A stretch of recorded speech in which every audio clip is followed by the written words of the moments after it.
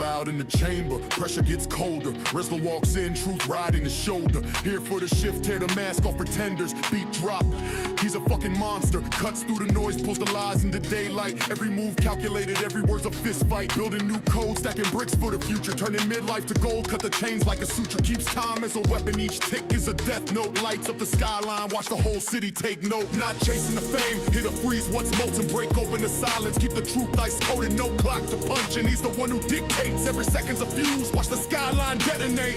Eyes closed, living from the sideline. No talking, I'ma do it, bitch, it's my time. Everything's swerving, driving off of my tie. But I'm cool as can be, look in my eyes. These some pictures you can't put up on your timeline. More vivid than the NYC skyline. Some crazy shit you can't imagine, only I find. You just coming for a trip inside my mind. The street lights hum when nights in my grip.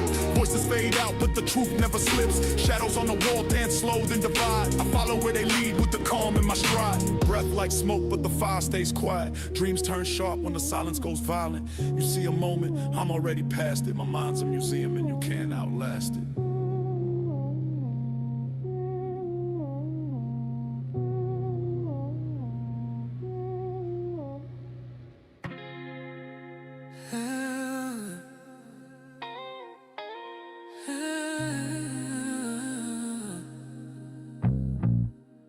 Moonlight dripping through the blinds. Your silhouette, it rewinds my mind. Every step closer feels like a crime. I'm caught up in your heat, like honey, slow and sweet. Pull me under, I can't compete. You're my midnight glow, my midnight glow. Lighting up the dark like nobody knows. You're my midnight glow. You're my midnight glow. My midnight glow. Can't escape your fires pulling me close. Oh, shadows dance across the wall. Your laugh echo, I lose it all. Your touch feels like a velvet. Give me one moment. I'm just in, y'all. Give me one moment. I'll be right with y'all. One moment. I swear I'll be right with y'all.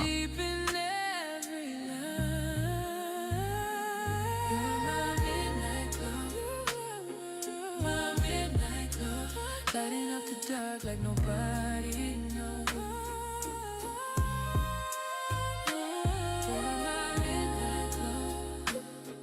My midnight glow.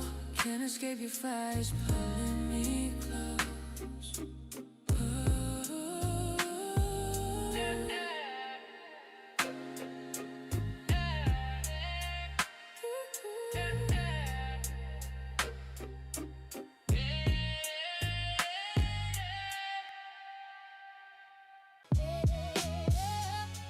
Yeah.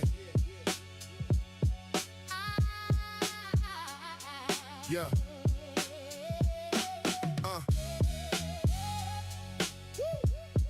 Yeah.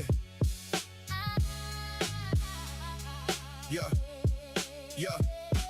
Life and loss, choice and cost. Somebody waking up. Same time, somebody somewhere realizing they gave too much. Yeah, that's how it go. And people swear they didn't know. Like the signs ain't been there the whole time. Just moving slow. Yeah.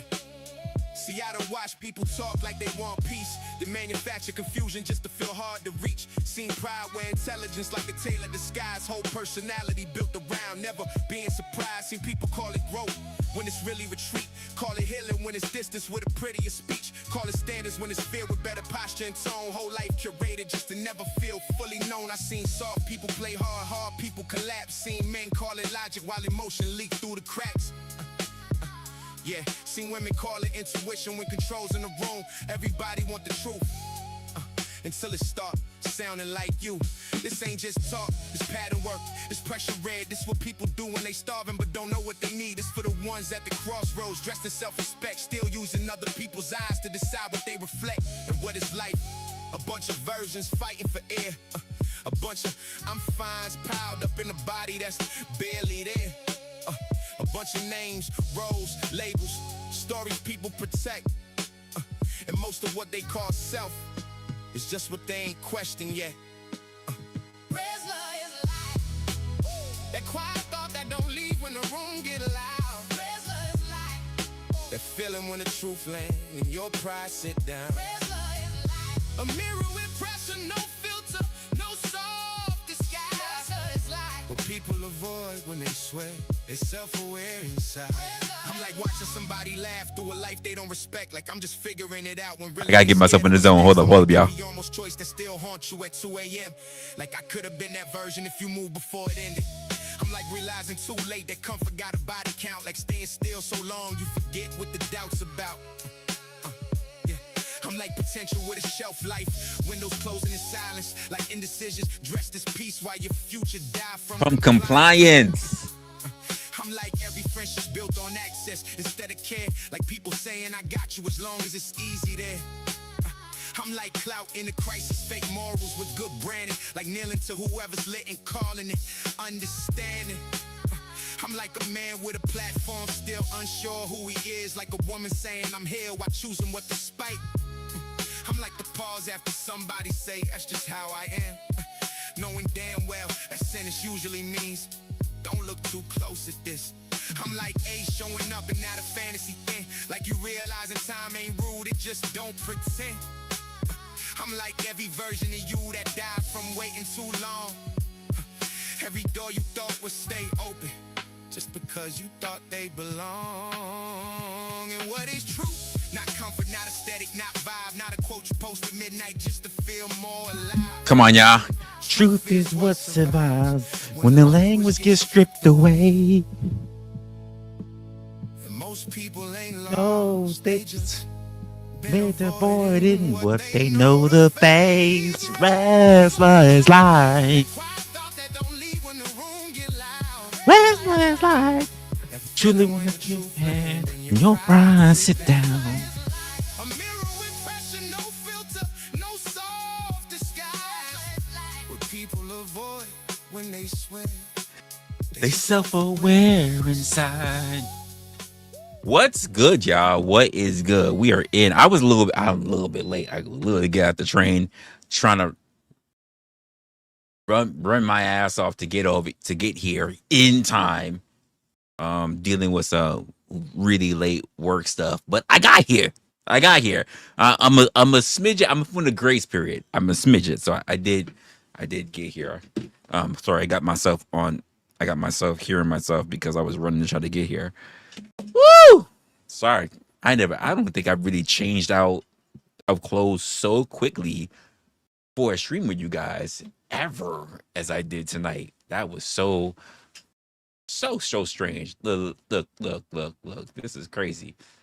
Blind already tried to call me out. Look, he said, dude, you look so different for some reason.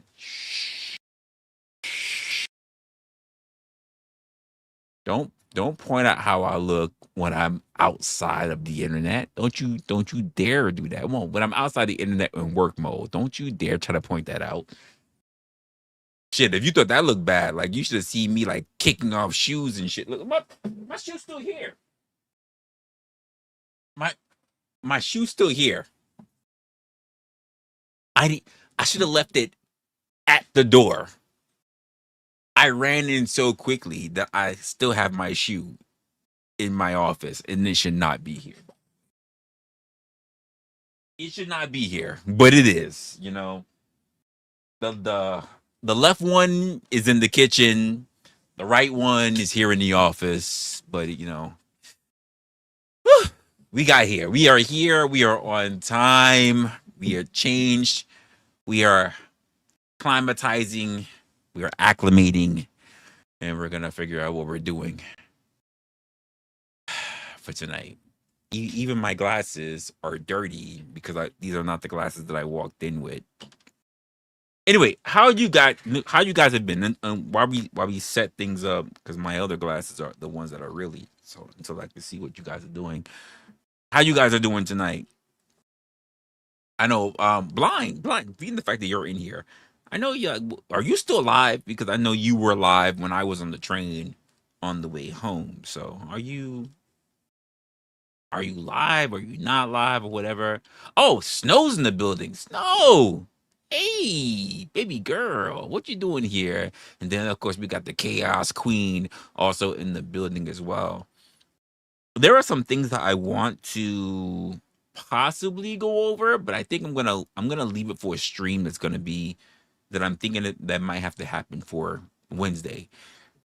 I got kind of busy today, obviously, and I'm thinking it might happen tomorrow for me. So I don't know if I'm gonna be going live or not. We'll see. It's touch and go. We'll see.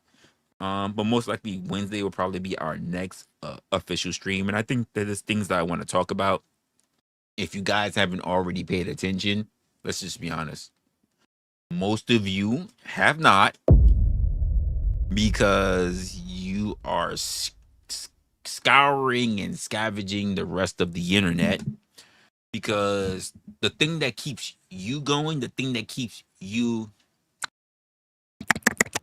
wet is drama. And I don't understand why. To this day, I still don't get it. And keep in mind, I probably won't get it for a long time because people are just built different. People are just built different. I'm not built to want to follow drama and follow tea and everything like that. So people are just built different. I'm not shaming you particularly, but I do monitor and I do judge. I might not shame you, but I do judge the antics. I do. I'm happy that my sound effects work because I didn't try anything ahead of time. But I do judge.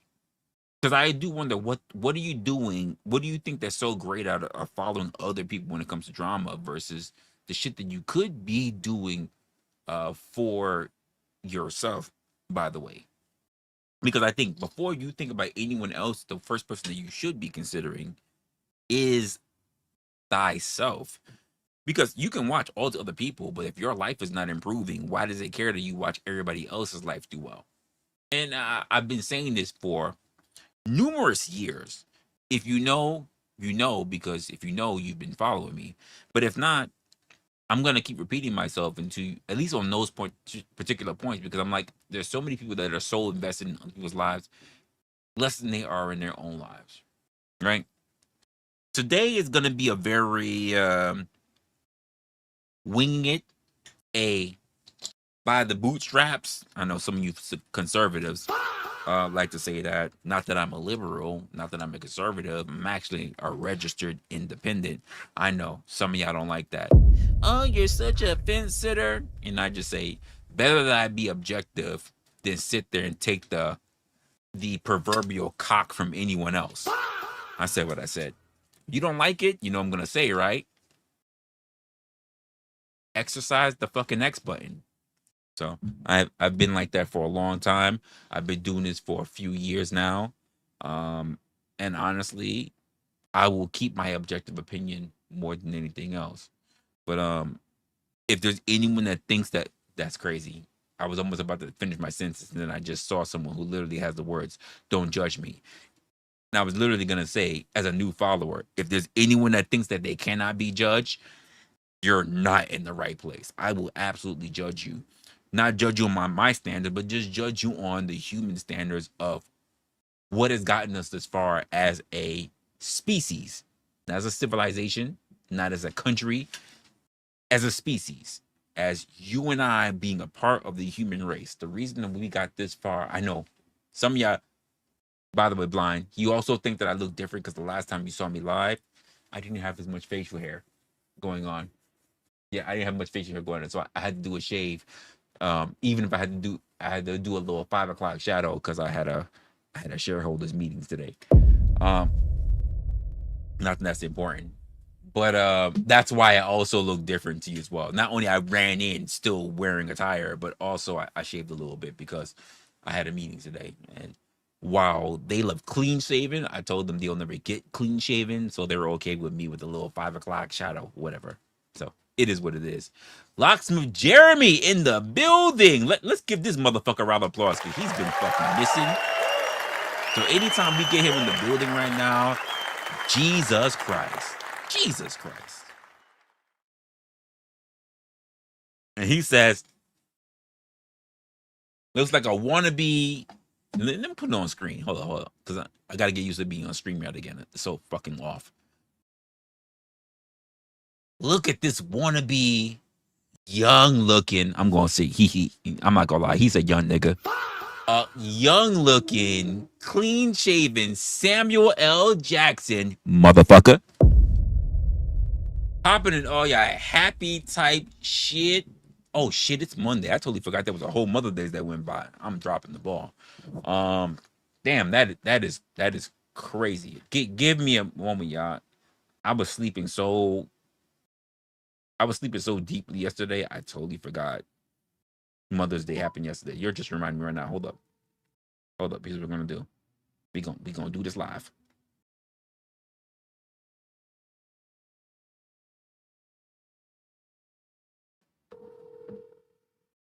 Damn, so fucked up. I totally forgot. I'm a terrible son. And she probably busy too, because my mother is very, very busy.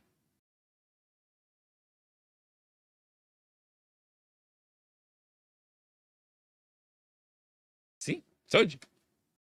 She's very busy. So as much as y'all, some of y'all, because I'm like, oh, he's such a good son. I'm really not, obviously, because I fucking totally forgot all of Sunday because I was preparing for today.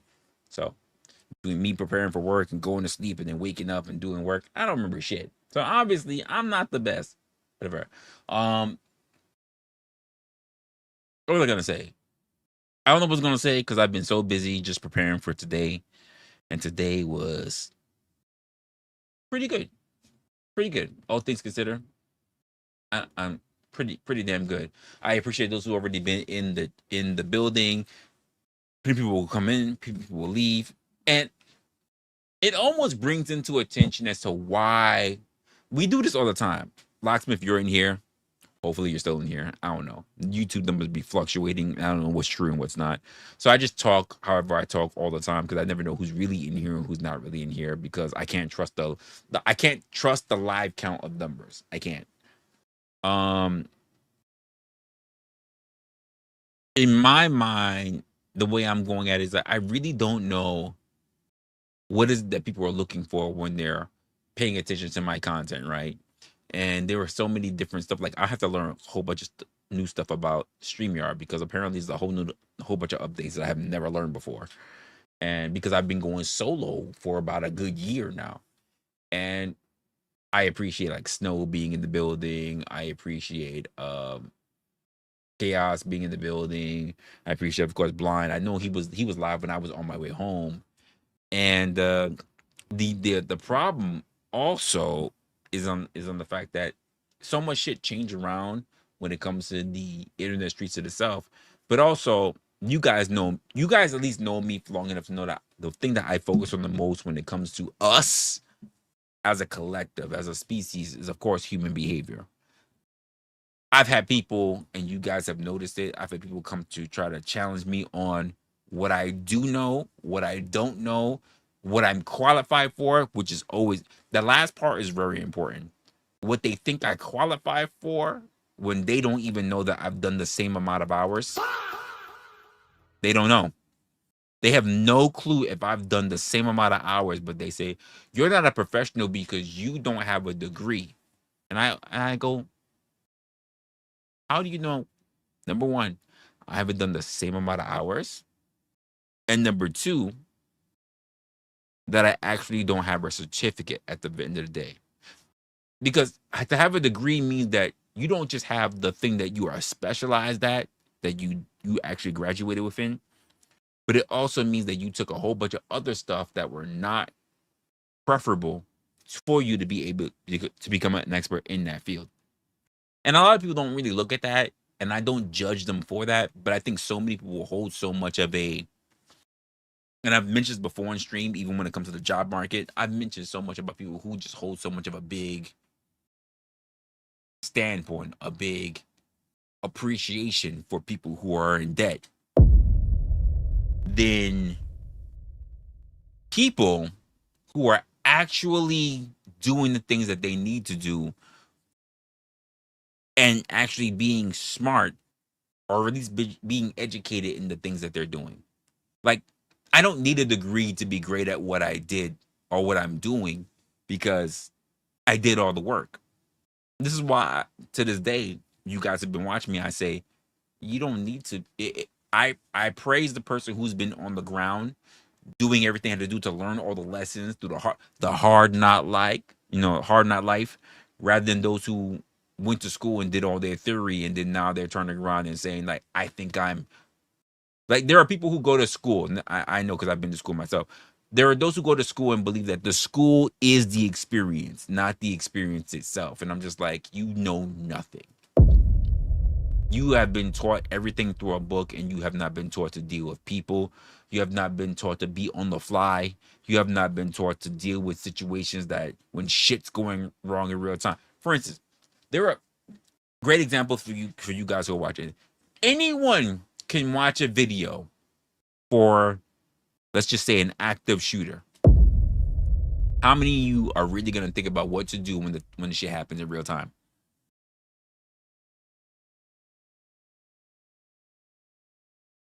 Most of you will not.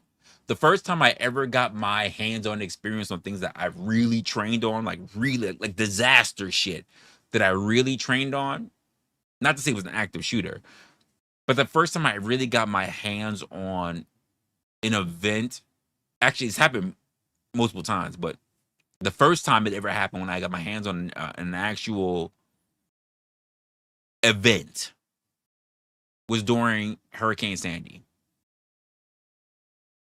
Nobody knew what to expect, especially here in New York City. We weren't used to hurricanes being up there and deforming roads and breaking down and flooding down, all the kind of stuff. But people were not experienced at that. I was not, despite all the training and all the preparation, OSHA training. We were not ready.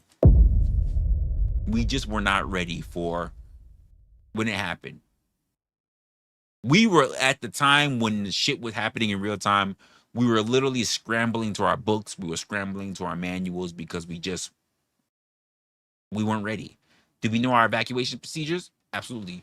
Did we know about some where our disaster recovery stuff was at? Absolutely. Did we know about what other protocols to be able to know what was essential and to break it all down? Absolutely.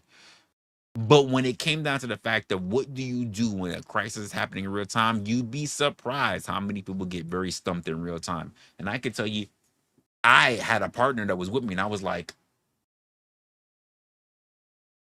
is this really happening right now?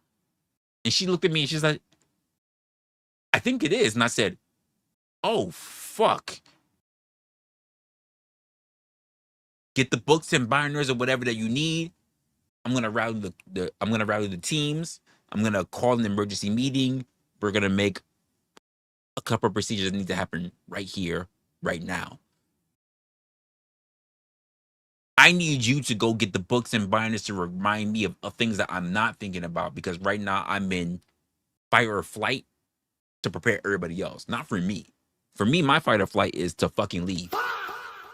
I got family and friends, like me first. But since I have to consider a business, right, I got to think about how to best safeguard a business. So I'm pulling everybody together from the top to down.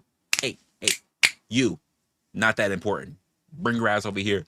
Well, I just have this last in the here that can wait now. People who I've been probably friends with for years, or close, not even friends with, but friendly with for years, had eventually seen me really exercise authority against them. And it created tension. But at the end of the day, they understood. I mean, and we brushed shit off. We've had plenty of drinks or whatever, even afterwards, and they understood everything was going on. No one's job was at risk or whatever.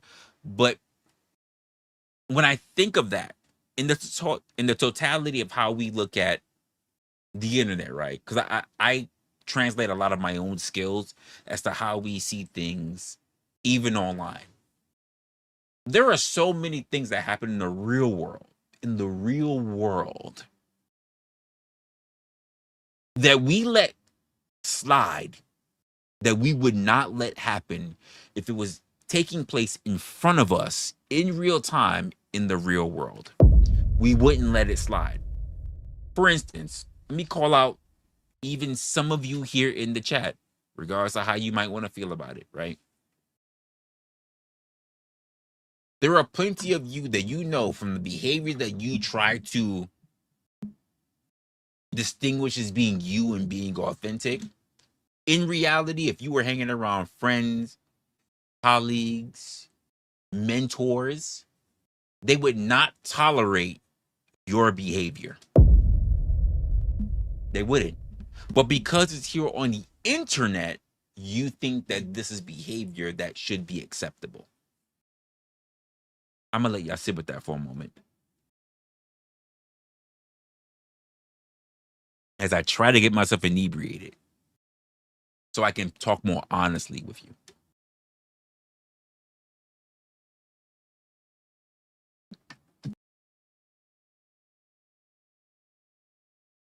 I agree. Indoctrination. Happy you said that, Holly. I've been saying that for many years. You're guilty? Guess what? Give yourself a gold star for at least being honest. What's good? Due diligence is in the building. At least give yourself a gold star for being honest. Not being honest with everybody else, by the way, Snow. Being honest with yourself. Before you give yourself a pat on the back for being honest with other people, give yourself a pat on the back for first being honest with yourself. Because plenty of people will say shit just for the fact of saying shit. It's hard for people to actually acknowledge what they've done. They'll say, well, some people, and they know they did it too. They know they did it. They will chastise, they will point fingers, they will denigrate, they will have everybody else thrown under the bus for the shit that they know they did. And as to what I do my due diligence. Sorry, due diligence. Like no pun intended. I do my due diligence. I do my work, I do my investigation, I figure out what everybody else is doing, and I just go, you knew that too. So why the fuck did you point out everybody else and you didn't put yourself on the chopping block? Because at some point, you knew something that was happening in real time and you decided to hang everybody else out to dry, but you didn't want to make sure that you were a part of that.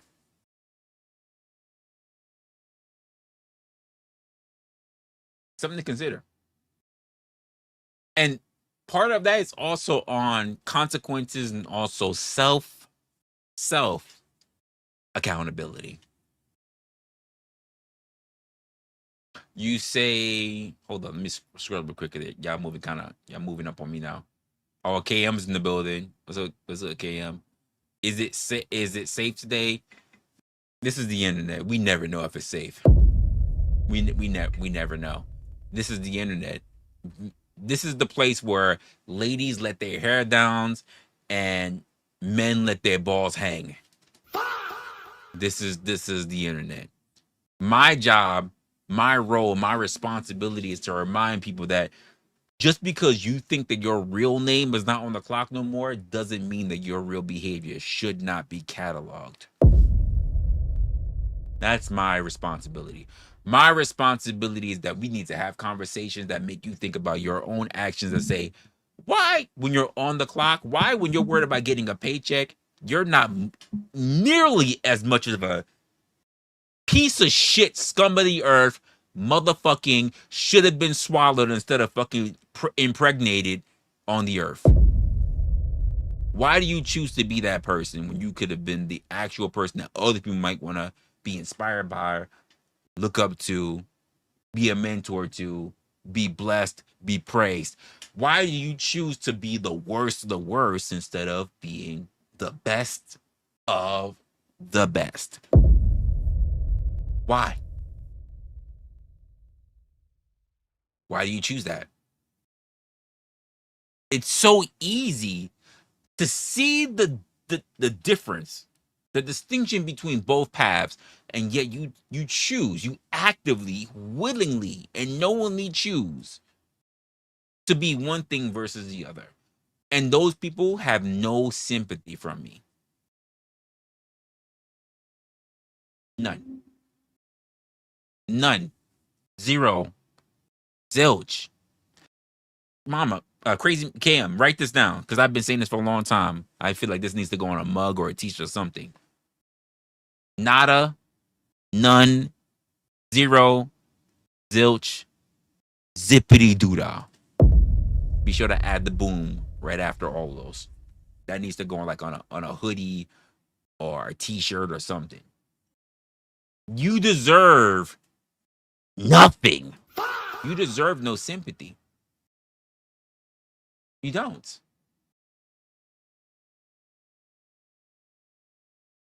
You do not deserve sympathy. And it's kind of leading on to like Blind was kind of saying some things, not on history, but even on my shit. And I'm sitting there thinking to myself, like, there needs to be conversations that is being held about particular things, right? And this is not about to write that down. Trust me, Cam gonna write it down. She writing it down. She writing it down, Snow. She writing it down. The issue is there are so many people that choose to be, honestly, I'm gonna just say, because some of y'all not gonna like this. Let's see how many numbers start leaving. The majority of the nation of the US is the US. How many of you choose to be the lowest of white trash rather than being upstanding citizens of these United States? I'm gonna let that hold for you for a moment.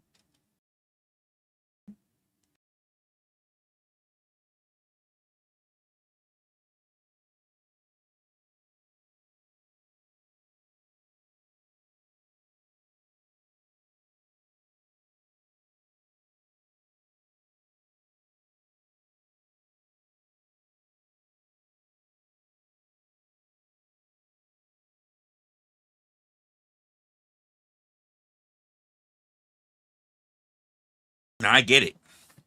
To some of y'all, them fighting words. But here's the thing. The concept of being called white trash had nothing to do with my people. We didn't call you white trash.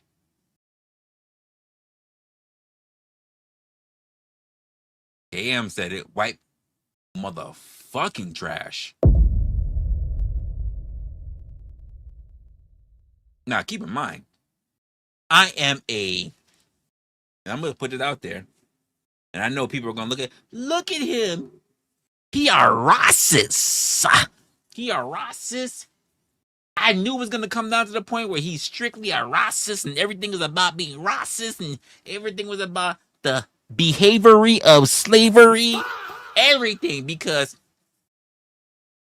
what? Because what? You mean because of the space that I don't even want to be associated with that you hold me to? That, not that I have a problem with any of these people, not that I have a problem with skin tone, but because I've ran into a lot of the trolls who hold that to be very important, that I am in a space as being a melanated, and a sexy melanated, by the way, person that happened to be in a space that happened to be with a lot of people who are light skinned, even though I've dated and been with a lot of light skinned women. And do you have a problem with that? You say lies? You know me longer than anyone. You know me longer than anyone else. If I am, then you're my first victim, nigga. If I am, as long as you know me, then that means you have been a part of the fucking gay posse for a long time. Let's put that out there. Don't nobody know me longer than you, nigga. Nobody. Who's been doing the bussy like me? Jeremy. Who's been catching the shit all up on his knees? Jeremy. Who's been getting it all night long? Locksmith Jeremy. You want to try that bullshit with me? You really want to try that with me? Who's been slipping on his knees? Jeremy. Who's been giving it when you need? Jeremy. Who's been on it all night long? Locksmith Jeremy. You sure you wanna? And the band keeps playing on. Back shots all night long. Back shots all night long. Back shots all night long. Locksmith Jeremy. Are you sure you want to do that with me? Huh? Huh? You're a fucking liar. You sure you want to do it with me? The fuck? The fuck? Huh? I haven't figured that out. I make shit up on the fly. I am quick-witted. It is within my family to be quick-witted. You sure you want to try me on that? Huh? Huh?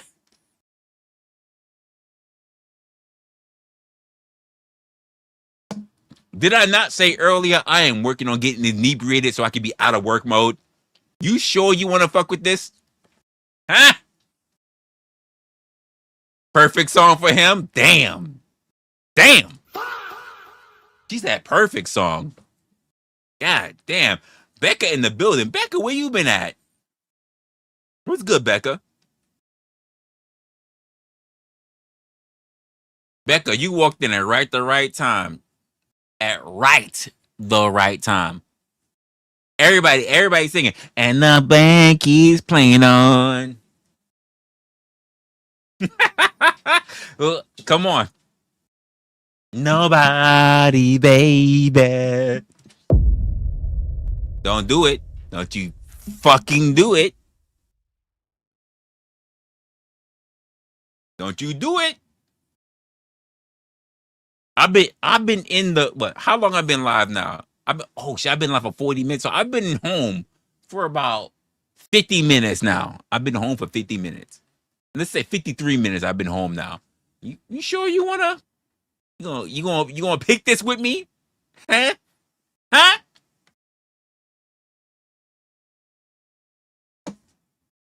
God, why this is the first time I'm on a stream where I'm really winding down and amping up at the same time. Normally I come in, I need me about 10, 15 minutes, wind down from work, watch some bullshit, maybe on YouTube, maybe think about what I want to talk about, maybe this is the first time I actually came in late, still dressed, did whatever. This shit is almost empty. I rushed a whole pint down in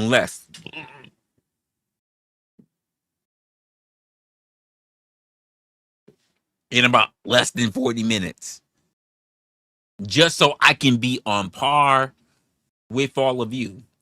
Does that not mean that I actually care to make sure that I entertain you? Now I'm reminding myself, here goes the fucking belching.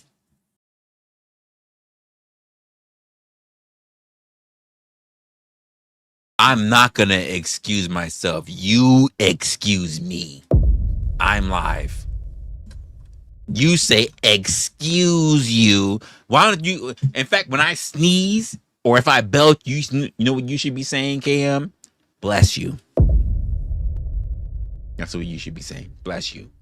Not me saying, I bless myself. You should be saying that you bless me. So, KM, let's just do this.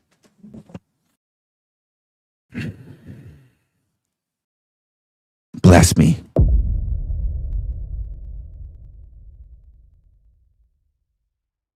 KM, I need you to acknowledge and bless me.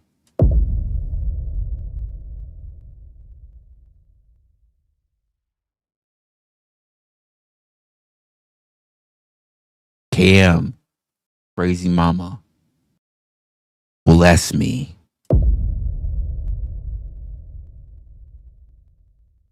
I don't want to hear no Lordy Day. Bless me. Bless me. We need. Hey, yo, chat. You look at KM right now. We need KM to bless me. And she called it out. She's not gonna be the Undertaker. We need KM to bless me right now. I'm almost out of this, but you just see I popped a whole new KM. Bless me. Just say, bless you, wrestler. Bless me. Don't you condemn everybody else here.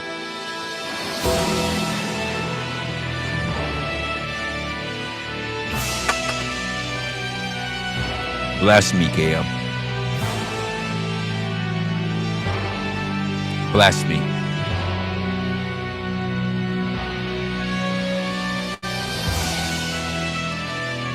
What are you doing right now? You about to fuck up everybody else here on stream. You should be blessing me. I came here out of my own time, off of work. No, not Snow did. You, heifer, bless me. You did this.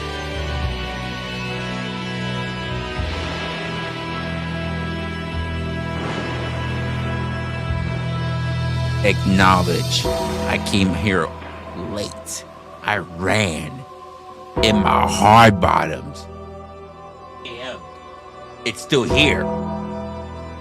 I ran up on stream after being in my hard bottoms to make sure I was here on time. Bless you. Stay, wrestler. Bless you.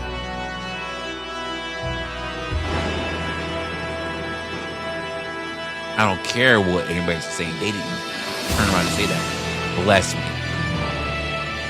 I don't care what Bluesy said. I don't care what Locksmith said. I don't care what nobody else said. You were the one that said something. You bless me. Even Becca blesses me.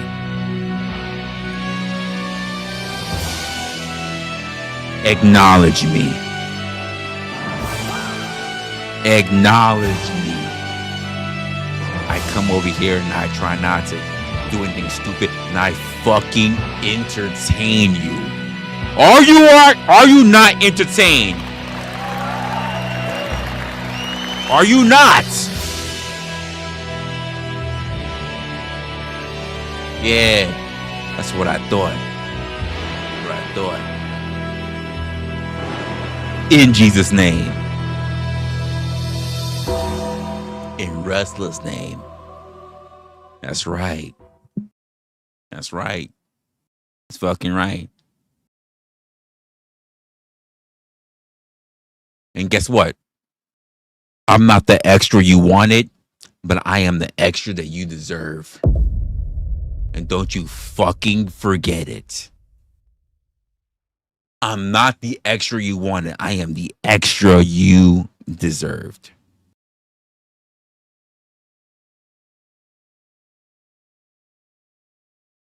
No, Snow didn't have your back.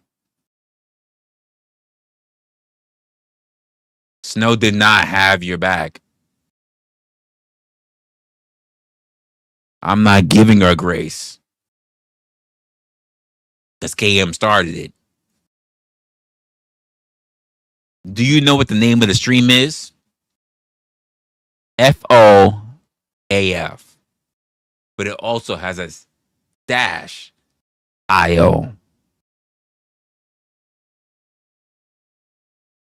Anyone want to take a guess as to what it means? In fact, I will even take wrong answers only. How many of y'all want to guess what it means?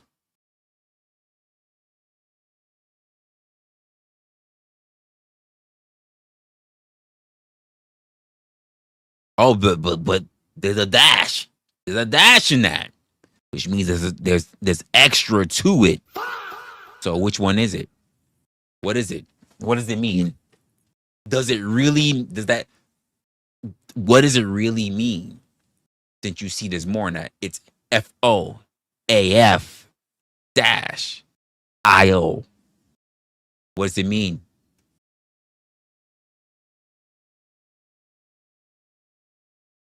Does that last F means find? Yeah, exactly. You don't know. You don't know. Let me tell you what it stands for. Fuck around and figure it out. That's what it stands for. Fuck around and figure it out. Not find out, figure it out.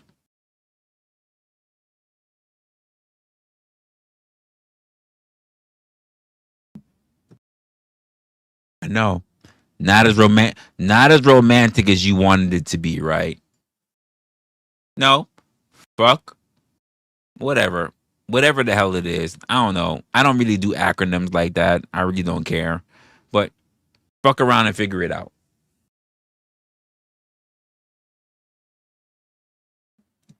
Because here's the funny part. For the better part of, not say 3, but 2 years, I have been doing exactly just that. Not that most of you actually paid attention to me doing that, right? Most of you have been treating live streams. You know what? I'm going to call all of you out. All of you. All of you. Most of you treat live streams and even worse. Panel content as if it's the YMCA. You treat this shit like it's the Village People.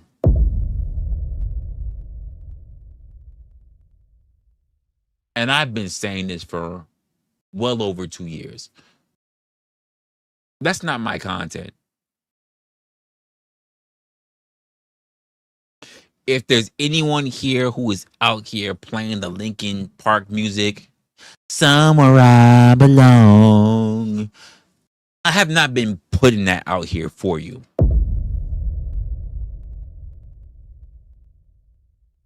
Because most of you are already broken from the people that you've already been watching.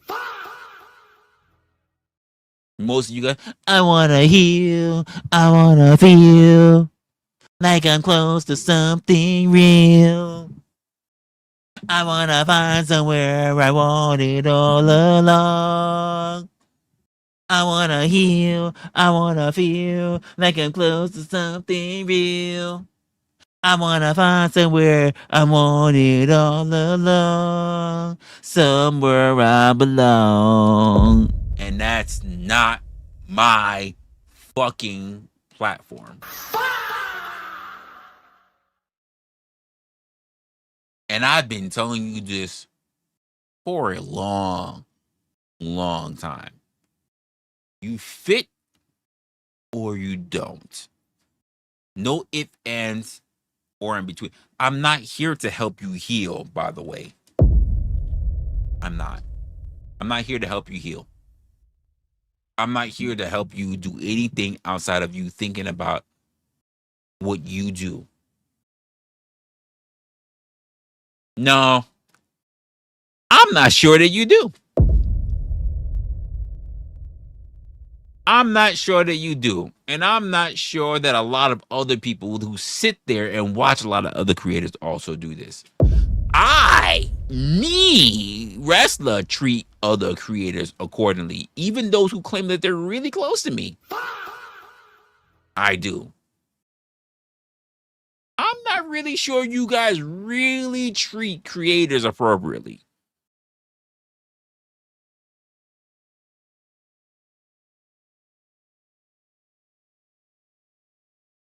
Oh, oh, I'm serious. I'm serious. I don't really think. I think there's too. I think there was a bit of leniency that happens when it comes to creators, simply because they do the one thing that anyone can do. Anyone create. All of you, any one of you are capable of creating. Most of you won't give yourself a chance. And I've been saying that for how long now? I could write that shit on a fucking mug. How long have I been saying that now?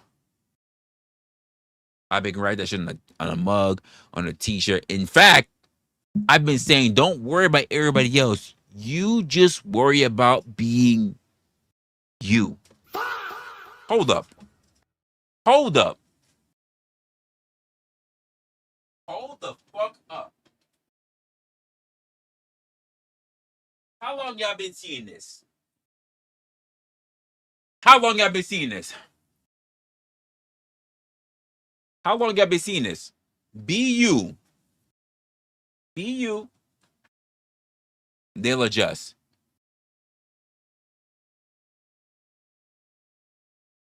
How long have you been seeing this? Be you. Since the very first time you guys have ever really gotten to know me, be you. They'll adjust. Has been a thing that I have been signifying, and I've been signaling to you for many and multiple years. Most of you will not be you, but you will be adjusting to what other people want. That be you, that first part, is gone. By the way, how many of you guys ever notice when I have my sign in the background that says, don't quit, do it? Most of you read the first part, don't quit. The do it part, I've barely ever, if ever seen it. That second part is more important than the first part. Don't quit is very important, but doing something is more important than not quitting. You can analyze, philosophize, theorize all day. What have you actually produced, even if it's a failure? What have you produced? The majority of people who I run up against can tell me about everything all day, every day under the sun. What they thought about, what they were thinking about writing, how they feel. But when I say, so what are you going to do about that? They go, I just don't know what to do next.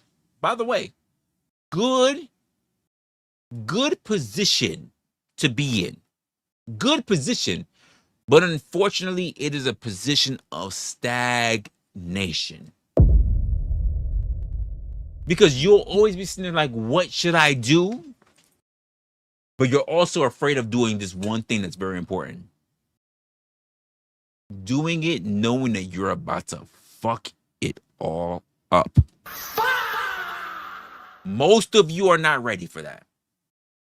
To be willing to to willfully be willing to take an L.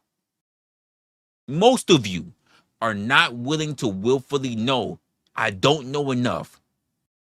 I haven't learned enough, but I'm still willing to go take a fucking L. You guys have seen my sweatshirt. Be you, they'll adjust. You guys have seen my sweatshirt. I said what I said. You guys have seen my sweatshirt. Be a leader, not a boss. You guys have seen my sweatshirt. I've had so many shirts. sweatshirts and everything. I've been putting out here, showing messages like you can do shit. It's not up for other people to give you permission. You need to give yourself permission. You need to give yourself permission. No one else. No one else is in charge for you being the best part that you should be for yourself. I mean, I've been saying that for years. And some of you have watched me for years. And because I get it. I get it. I can be funny. I can be handsome. Or I can have all the fuckers that come up on my platforms to be fucking distracted. But if you're really patient on what I've been saying for over 3 years now, how is it you're still lost? How is it you are still lost? Keep in mind, you can hear what I've been saying for years. That doesn't mean you want to do something about it. But you know what you're not going to say? Keep in mind, I'm about to say something that you guys know who've been following me a while. If you're saying that this is news to me, Resla, two things are happening right now at the same time. Number one, you're new to my content. And I'm about to be very vulgar. You're a nigger and a liar.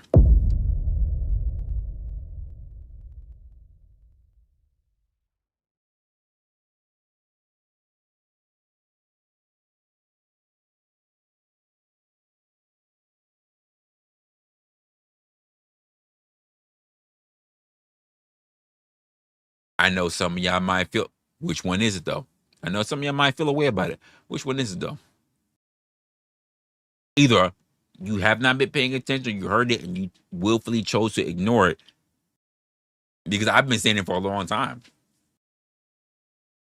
Which one is it? She can tell you. And I've been using it for years. It's not, by the way, it's not even my original catchphrase. Because I've mentioned that as well. It's not even my original catchphrase, but I've adopted it because I think it's so important to how people move around in the world.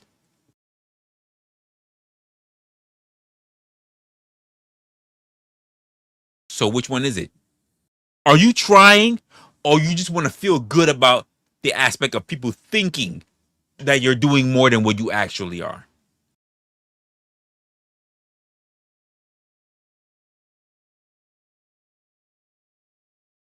Oh, by the way, here's where you're already lost, Holly. If you think that being a nigga means about skin tone, you're already lost. You're already lost. You don't need to be black to be a nigga. Because we deal with this on people who are Hispanic, who are African, who are Indian, who are Asian, and who are black. In fact, I've called this very man here, Locksmith, a nigga. So it's not about skin tone. It's about behavior. My entire channel has been mainly about behavior.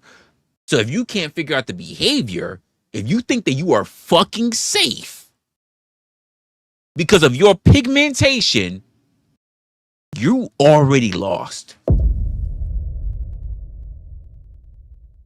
You already lost.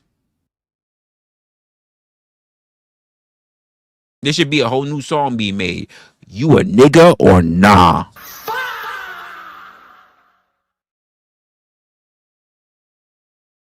Anyone.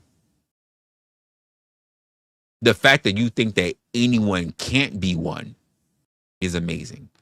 Anyone. Fact. You know what? You know what? How we do this? For those who are here in the chat, give me a thumbs up. Put the thumbs up or put the thumbs down if you have not heard me say anyone can get it. I have been doing this for what? I've been doing this for a while now. The one thing you can say, folks, the one thing you can say a whole lot of different stuff when it comes to me, but you cannot say that I have not been I'm consistent. You can't say I haven't been consistent. You can say a lot of different things about me. You like me, you don't like me, you secretly hate me, but you secretly diddle your fingers on your clitoris for me. You can say a whole lot of different stuff. But what you're not going to say is that I have not been consistent. You can say that you don't like it, but you have to take now your personal feelings versus what everybody else has already agreed on actually being the thing as well. Because I've made too much content, too many scenarios, too many theories, too many scenarios that made too much fucking sense about why people want to point fingers at other people, but they won't point finger themselves. And keep in mind, I'll even say this, Holly, when people do this,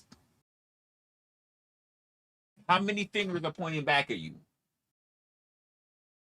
How many fingers are pointing back at you when you do that? When you go, well, that's a them thing, how many fingers? I've stated all of this. Why is it so easy for you to look at other people? Not even calling you out Holly, but you're making the point as that you want to make a distinction. How is it so easy to point at other people about something that you can't see for yourself? And the very characteristics, distinctions, pointing, accusations, theory crafting, that's not a thing that's not to be looked at. I don't care if you want to look at the Indians. I don't care if you want to look at the blacks. I don't care if you want to look at the Hispanics. I don't care if you want to look at the Irish. I have a problem very much in this country today, to this day, about people, whether in Indian nations, Asian nations, Caucasian nations,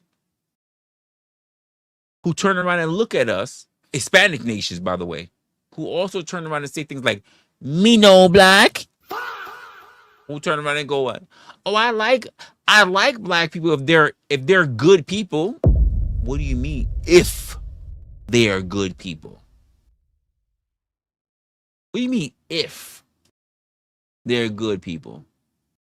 To the point where here in the very nation where a lot of people be in, to the point where outside of the nation that people are bitten and people can't figure out, even though every culture, every ethnicity has a stereotype. Every single one.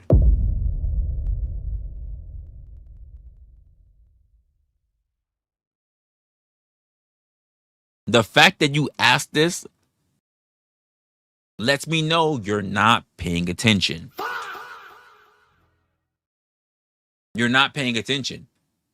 I need you to decompress and to get out of your feelings because you're on retaliation mode. I'm going to give you a moment. My community already knows what I do. So I need you to think about what you're saying and why you're saying it and decompress to really get down to the root cause. I'm very analytic. That's my profession. That's whatever. So I need you to really internalize not your feelings, but what's being actually said. Because I think you're running off of the first or the second thought. You're not really deep diving into the conversation to be able to have that. Because I keep in mind, did I make it say that the reason why I have a problem with this is all over the N-word? You're jumping. You're throwing shit upside the wall. You're throwing shit upside the wall hoping something sticks. Why don't you actually sit down, think, get out of your feelings, and internalize what was being said, and then ask an appropriate question instead of you throwing out things that you think I should be validating myself to you about, by the way, on things that were not mentioned, adhered to, or otherwise. I'm gonna give you a moment because I'm not new to this. I'm true to this. I've done this for a while.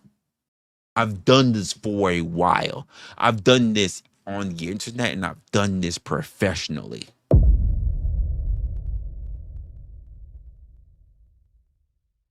I know you think that you're the first one to challenge. You're not.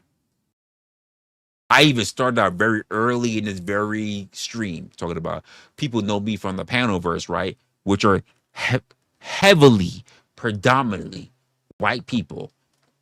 And I don't give a problem with that.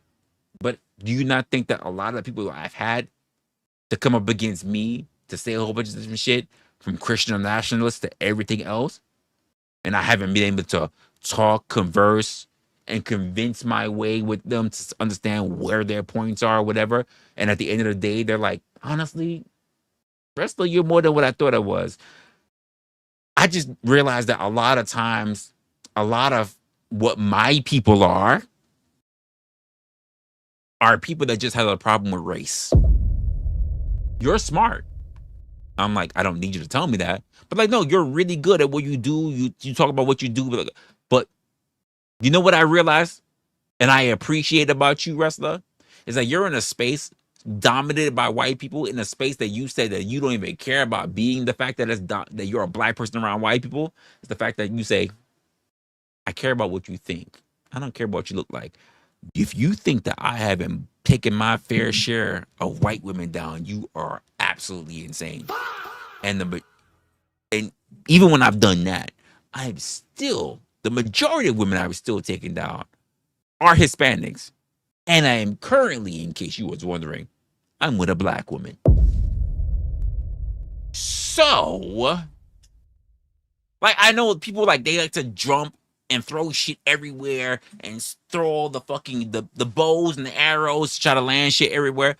And you make no sense. So when I tell you that, you should sit down, think and internalize before you think to segregate, categorize, and believe that you know exactly what I do when you have not taken enough time to really understand who I am. And if you weren't really sure, there's enough people in this goddamn chat who's been watching me for years who could put you on the path. This is why we say in the stream, even though people said it's already wrong or whatever, I'm not going to look at it. Fuck around or figure it out. Fuck around or figure it out. It is not my job, responsibility, or point to make your case for you.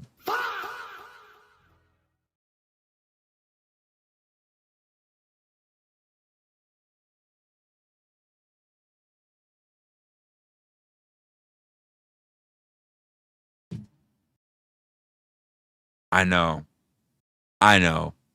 What I just said was, it was a lot. And I know some of y'all might have already felt like I was chastising, and I really went, no.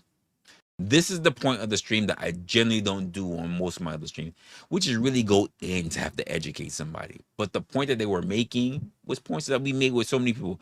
Anybody who has been long enough, let's just be honest, most of you have been. You guys know when I do this in season 2. We already went through season 3. We're already here in season 4. And you guys know what I was like in season 2, where I had to say a whole lot of shit to a whole lot of people who were not for nothing very racist, and thought that they would convert my fucking space over to something that they wanted, because why? They thought they had the numbers against me. Even though the majority of my chat happened to be actually, dare I say it? Should I say it? White people. Not because I asked you guys, not that I threw up a fucking a description or a Discord chat saying, hey, your guy wrestler wants to start doing content. White people only. That's not what never happened.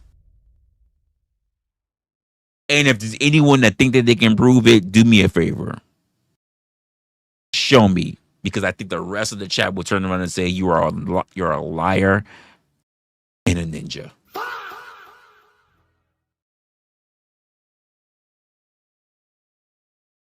especially like for someone like Locksmith, for someone like No Chaser, by the way, who came in with the 199.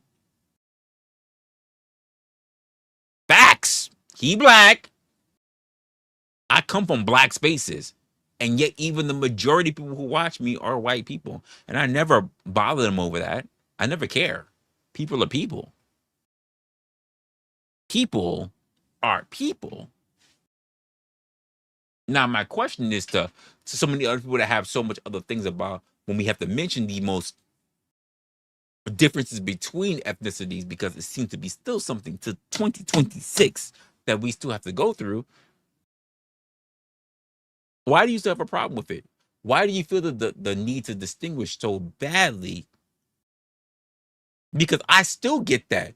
And mainly they're from my fucking trolls. They're mad at the fact that they actually understand, recognize, and get along with someone who doesn't look like them. And I think sometimes they push back because they're afraid that their brethren, whether Asian, Hispanic, or white mainly, will not accept them if they fall in line. You guys have seen me do a lot of shit. You guys see me talk to so many people. Let's just be honest with you. You guys have been watching me for years, especially when I was doing my show Opinionated. How many people that you think showed up on my stream that were actually verifiably black? Do you ever hear me have a problem with it?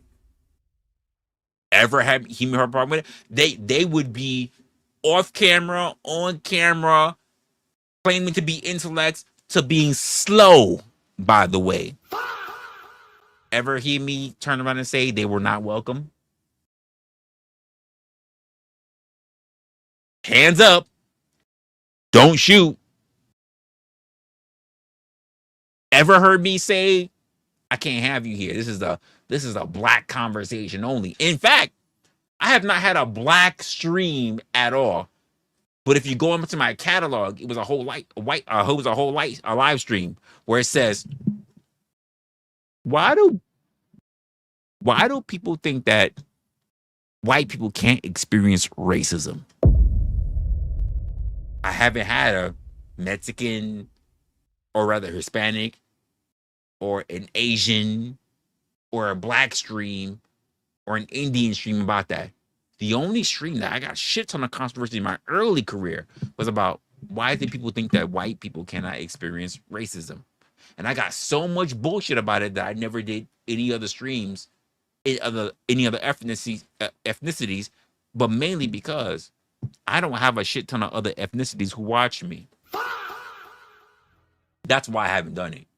I would do it if I said I had a shit ton of black people, or a shit ton of Indians, or a shit ton of Asians. By the way, which I've said many times throughout my first and my second course of my career of this, when I said I'm looking for Asian podcasts, I'm looking for Asian hosts, I'm looking for who are willing to have a conversation with me about the differences between how they see things as Asians, or even Asians Americans, or Asian transplants, or whatever how you want to look at it, versus how we look at things as born here. Oh, not we, but as people who are born here, Caucasians, or blacks, or Native Americans, or even Indians, or whatever. And you know what? I never got a response. I reached out. I never got a response. But I have more white people coming to my platform, mainly because, let's just be honest, they're jealous of this black beautifulness. I know. They're worried about one day they might become a cuck to their woman. But I'll be honest with you, I don't care for your chick. I don't care for your chick. I got my own chick. And most of you are not going to be willing to travel all the way to my fair city, because you're not going to be willing to spend all that kind of money to get there. Again, no diss on you, whatever. I've been in a throuple where I was the third, and the couple were white. People know my story already when I talked about it. I don't care. I don't care. But people have also heard my story as to why I stopped that kind of behavior, by the way. Like, I don't care. I really don't care. My question is that even after all this time, that was prior to being online, doing everything I gotta do, talk about everything I've been talking to, being as lean as I am, having as many Caucasian people who are already cool with me, and I have no problem because I got outside of being online, I got many black people who are actually cool with me. You know what you never hear? White people are unwelcome. Never hear it. And the majority of women I've ever been with have been Hispanic. Always have been.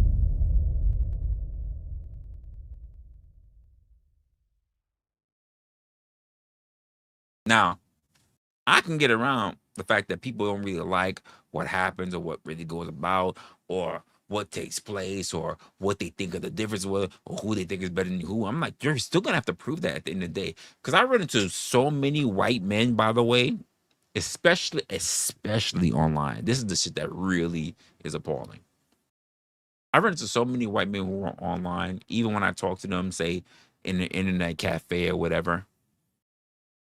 And when I'm having a conversation with them, I keep my mouth shut because you know, as much as they boast about being a Chad, I'm realizing they ain't get as much pussy as me. I was a whore. I was a whore in my 20s. I was a fucking whore. And I keep my mouth shut. I'm like, okay, cool. That's what's up. Let me write that down. I might be, yeah, no. So, hey, here's my channel. Here's what I do, whatever. Here's what I talk about. And if you're ever interested, like, come see the channel. Tell me where you met me or whatever. Whether you met me in the coffee shop or whatever, whatever. And you know, the majority of them never show up.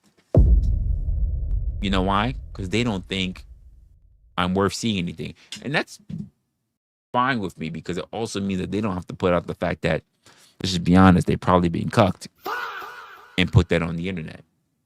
I'm fine with that. I know for some of you guys, because the way how the internet has been, you only want to see the worst that happens to human beings, and you only want to that people are living terrible fucking lives because it makes you feel better about your lives. But I'm okay with it. I'm okay with people not sharing the worst parts of themselves. I'm okay with that. But I'm gonna let you give me a decision on that, right? I'm a little late. I came into the building slightly late, not really so late, but slightly late. Oh, Penelope in the building. GT is in the building as well. I'm gonna read your chats in a little bit, But I need to go use the bathroom because I literally walked in. I've been dealing with you guys for about over an hour, and I need to get. So I'm gonna drop. I'm gonna drop this. Hold up. Let me do this because we're gonna do it. I don't even know if we're gonna get really into this as normal as it was, because sometimes I just don't really want to talk to you guys. I'm just gonna be honest with you. But what I'm gonna do is I'm gonna drop the link in the chat. Right, I'm gonna disappear for a moment so I can get myself together. I got clothes tracking from my left shoe to my sorry. This is my left shoe. This is my right shoe. My right shoe to my left shoe is out there, and my pants is out there, and my shirt is on the side. So I'm gonna put that up real quick, and then I'm going to I'll be right back after that because I just don't like being like I'm disheveled, shit's looking crazy. So what we're gonna do, I'm gonna take a small break. I dropped the link in the chat. I am not on the main chat, so I can't post it. Do me a favor, mods, KM, whoever's in here, just KM Locksmith, just highlight the link and be sure to post it to people who want to be able to come up for a conversation. But until then, I'm gonna take a smidgen of a break so I can turn around and get shit ready for everybody else, and then we'll go from there. All right.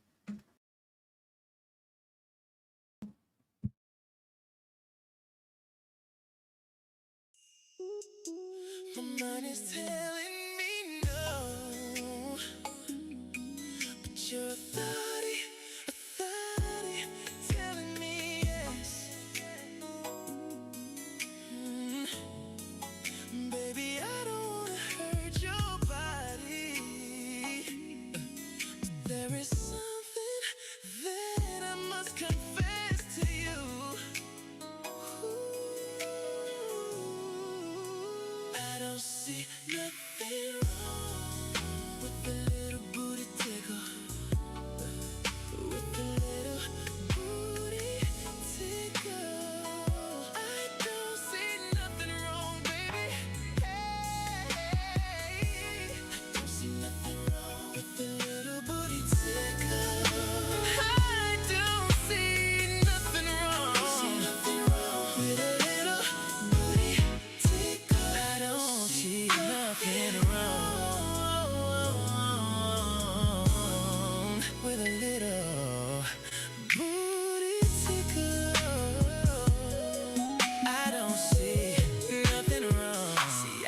just what you want, and I know just what you need, girl. So baby, bring your booty to me. Bring your booty there. I'm not playing around with you. Your booty is what is true. With me is where your booty should be. Girl, you need someone like me, yeah, to finger your backside and give you the need. I don't see nothing wrong with a little booty tickle. I don't see nothing wrong with a little booty tickle. I don't see nothing wrong, baby, baby, baby. I don't see nothing wrong with a little booty tickle. I don't see nothing wrong with a little booty tickle. I don't see nothing wrong, baby. Hey, he doesn't finger right, then babe, spend the night. I thumb you like you need to be thumbed. Girl, come mess with me. No need to look no more, because we're making our own porn. You'll never get another like me. You'll never fuck another me. You need someone like me, yeah, to finger your backside constantly.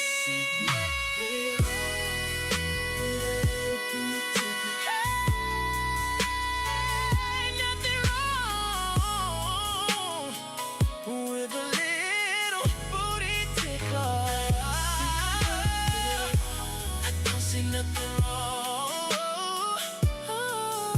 I don't see nothing wrong. I don't see nothing wrong. I don't see nothing wrong with the little booty tickle. I don't see nothing wrong, baby, with a little booty.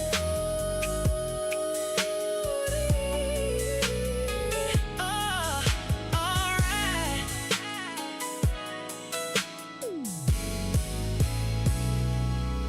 Alright.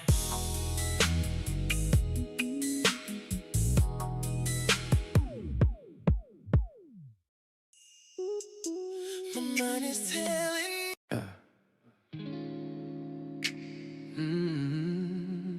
yeah. So we ain't got it all worked out. We don't think we're supposed to, because we authentically us. So yeah, so it seems no one is interested. Listen, KM, you got to work on your Lucky Charms or whatever the fuck it is that you got to work on, because this is now 2 nights. This is now 2 nights that you've been here, right? A link has dropped, and no one interested. So look, well, you know, don't get me wrong, I like it. You know me, I can long stroke. Wait, what? You know me, I can long stroke for a while. I'm good. I'm good. I think a lot of people be like, and there's 2 things that are happening. Either somebody's like, you know what, we don't really want to be up there because we really don't want to fuck with wrestlers' vibe. And let's be honest, it's probably some of you ladies. You're like, oh, you know what, we don't really want to mess with him. You know, he doing this thing. You know, kind of like him being on his own, daddy kind of working and doing his own thing. And I'm like, you know what? All right. I'm happy that I was able to get in here on. I was able to get on time, because not for nothing, not really sure you would have been ready to meet for me to be in here being pretty much already dolled up. Oh my god, especially today, which I'm not gonna get into, but today was pretty wild. Outside of that, we can chop it up. Like I said, I don't have a problem with people wanting to talk about particular things so long as it's kind of on not so much of other people, but rather on a conversation that really something that they feel like they want to deal with or something that they want to kind of go through. I have no problem with that. But if your issue is about the fact that it has to do with other people and their issues or whatever, I'll be honest with you, I just don't give a fuck. Like, I really don't care. Like, I have enough of my own issues, and for those who have been subscribed to me or they get all my notifications or whatever, then that means you already know. Like, I I get notifications, I get harassed, I get followed, I get stalked, I get trolled by people who have nothing to do with me. Like, you guys don't really understand. You guys think, oh, somebody don't really like wrestler. It has to do with something he said. What have I said? The majority of people, to their own admission, even the majority of you guys who think that you're funny, and let's be honest, you wind up getting banned because it's like the Apollo. And if you haven't been to the Apollo, then go look up the Apollo on YouTube, because the Apollo is one of the biggest fucking known theaters over in the country, right? Most people think that they're funny, that they're comedians or whatever. And I said this for a long time. Then get yourself on a fucking stage and do stand up. And because most people, the easiest thing to do is to be a troll, believe that they have the capacity to be able to hold an audience. And then when you go to search them up, if you go to search them up, because I don't even bother looking at anybody else, you realize that they don't qualify.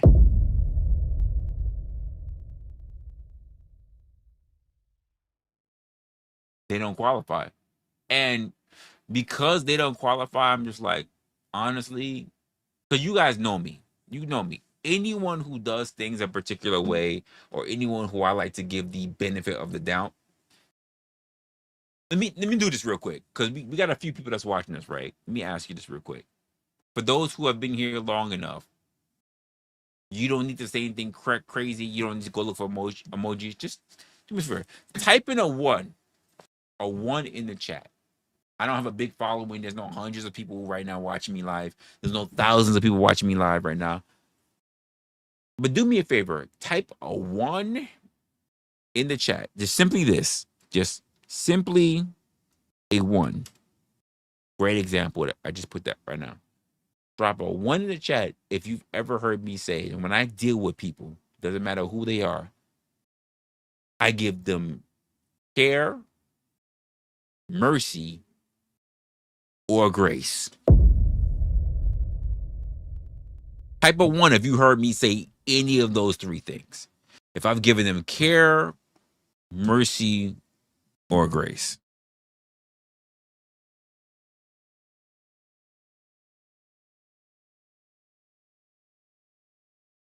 There's a reason why. There is a reason why.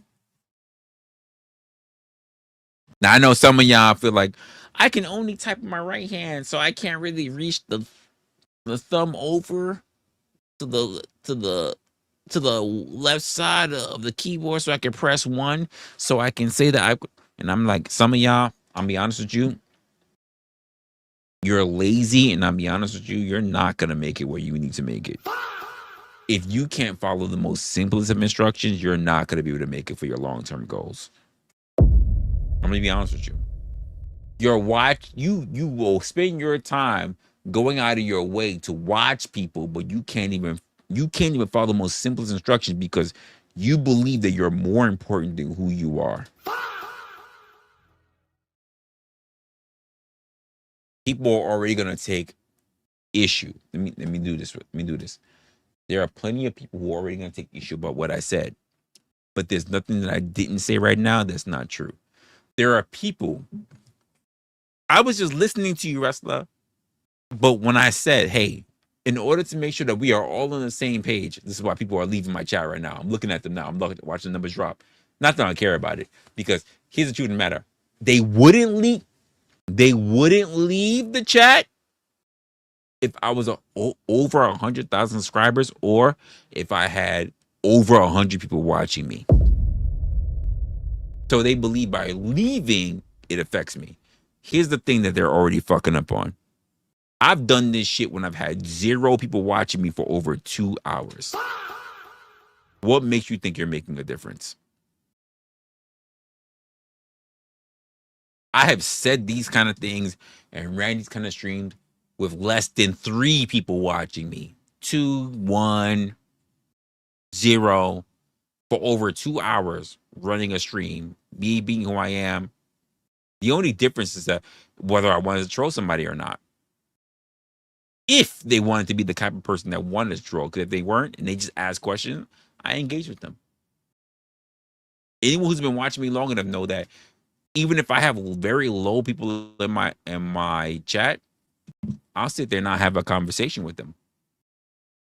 But when I have trolls, KM, great example. I'm happy that you're here, KM.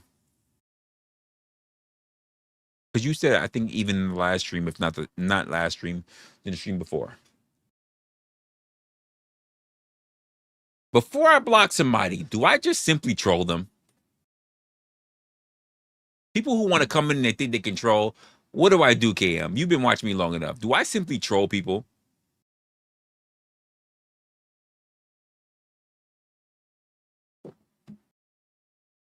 I think a lot of you guys think that people who are online, people who do social media, that everyone who is online and do social media are average, regular people who don't have a clue about what's going on. And because you are a troll, that you think that you believe that you have more cognitive ability than those who are actually online. It takes more effort, more energy, more awareness. Not saying it falls on everybody, right? It takes more to be a person who is online to create content than it is for a person to sit around and think that if I troll, I'm better or smarter than you are. And I'm like, you are absolutely fooling yourself.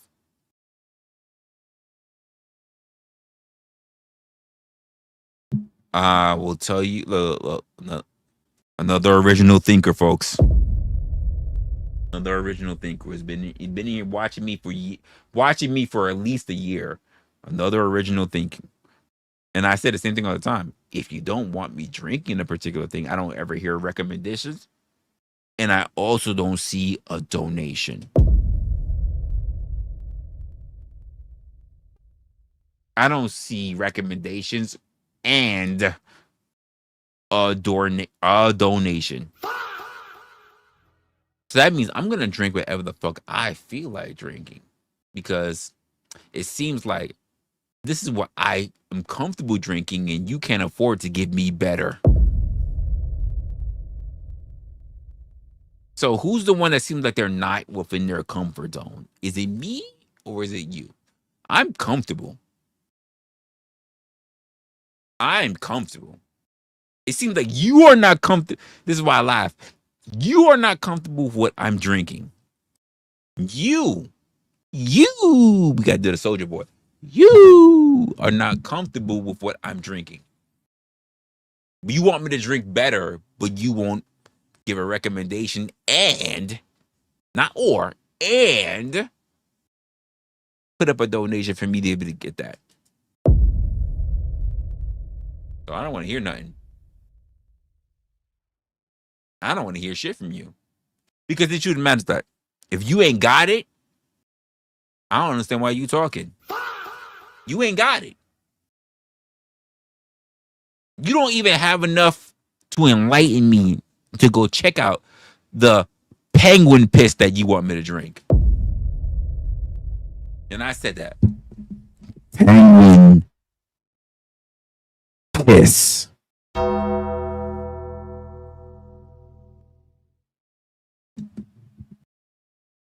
it will most likely be penguin piss. And you think that I would go about drinking it because you think that you're shaming me into drinking what? Because you've given no recommendations, that you've given no money towards it.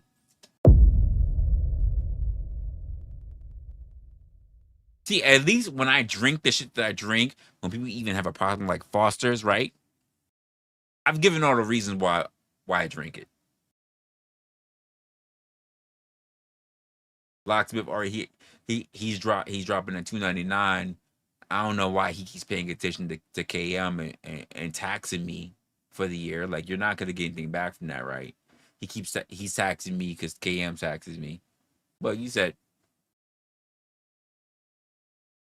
for the beer, and I'm good with it. I'll do whatever I got. I'll do whatever I do. But the fact of the matter that people think that they're going to shame you. But can I just be honest with you? Why do you guys believe you can shame anyone on the internet, especially when, let's be honest, a lot of you happen to be Christians and can't keep your whole congregation together? You can't keep your whole congregation together, but you think that you're going to be able to shame anyone online. Can we call a spade a spade? No, I'm not me. I'm not drinking no Mad Dog 2020. Yeah, you know, you bugging. You bugging. Now, I saw what you said earlier. I'm not drinking Mad Dog. I don't like it. I don't drink Mad Dog. I don't drink tequila. I've given my tequila story. I am. The fact that keep in mind, Locksmith, I don't drink Hennessy. But I'm black though. I don't drink Hennessy. How about guess what? Guess what I also don't do? Eat watermelon.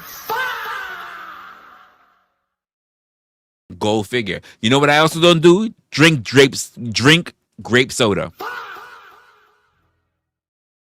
But I'm black though, right? Oh, am I? So I don't eat watermelon, I don't drink Hennessy, and I don't drink grape soda.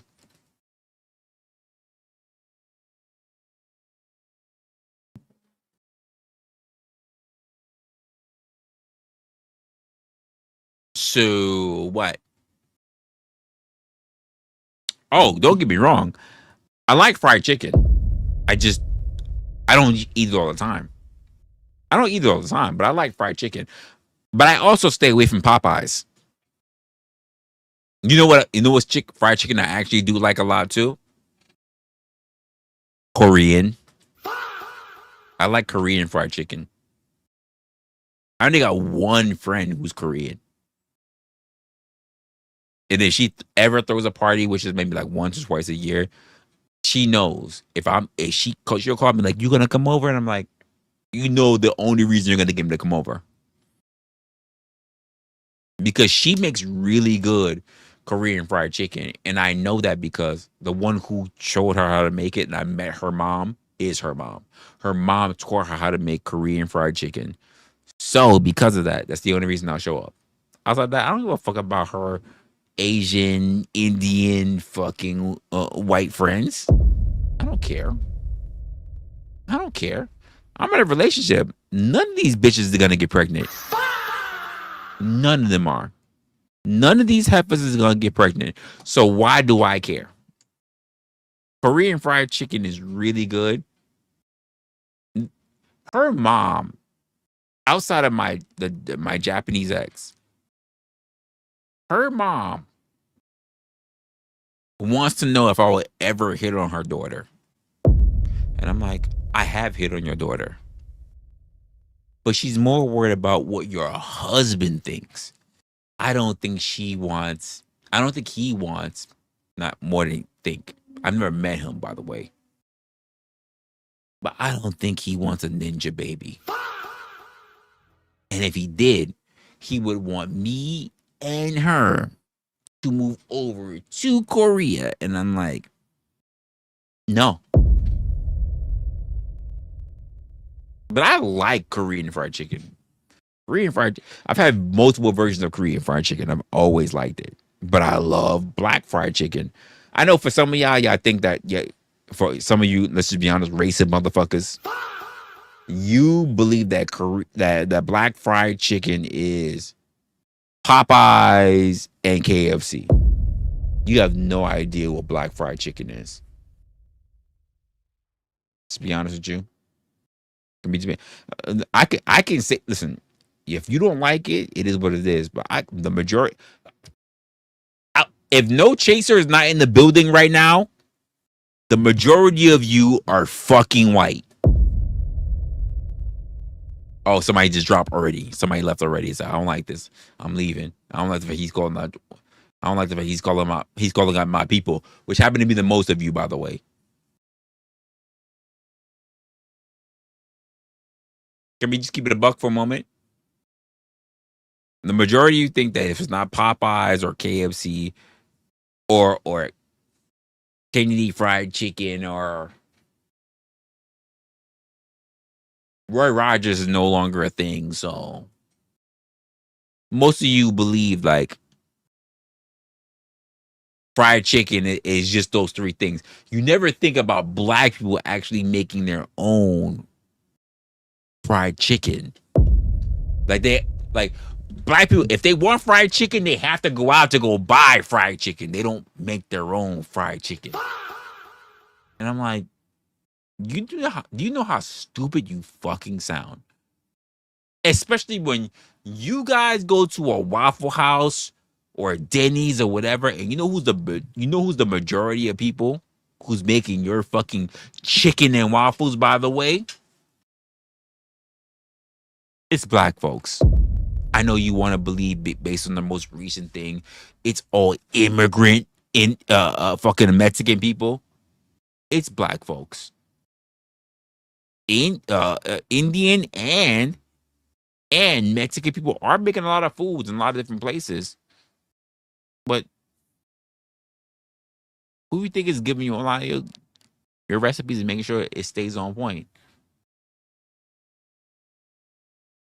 I mean, to this day, 2026, no disrespect. I know I got a lot of people who watch me who are white, right? But when we look at the grand majority of comics and recipes and whatever, let's just be honest. The majority of people who actually are throwing up Instagram, YouTube, TikTok, food content are Asian people and black people. Don't no one be giving a shit about what white people are cooking. I don't have a problem with white people cooking, so long as there's enough seasoning in it.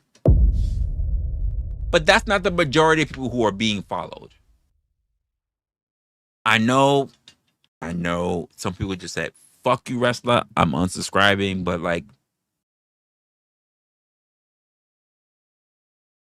I said what I said.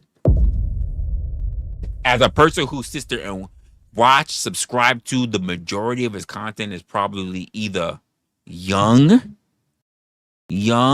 women who like to cook or older people who like to cook. I know what I'm looking at. I know what content I'm looking at. Across social medias, I know what I'm looking at.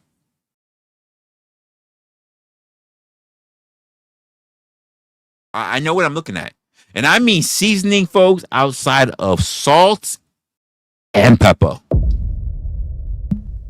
Like, how many of y'all even know what is in curry seasoning? How many of y'all actually use tarragon? How many of y'all actually use like not just table salt, sea salt, Himalayan salt? Like, how many of y'all really use that?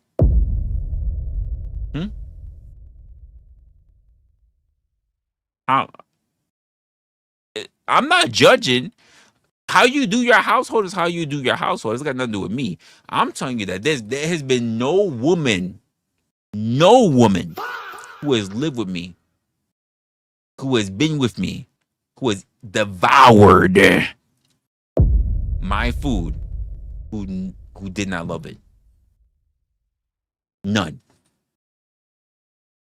Not nan. I see you. Not nan one who has ever devoured my food who's been like, I don't love it.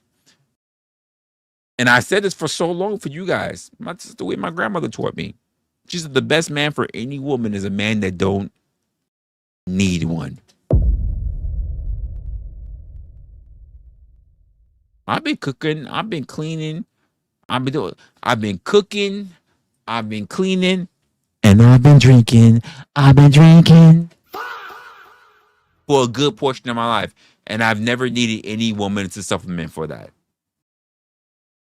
We know what I also don't have another woman supplement for? Lizzie Blind being on the chat. What's good, my guy? What's good? You talking about food? Can't hear you. Yo. You can't hear me?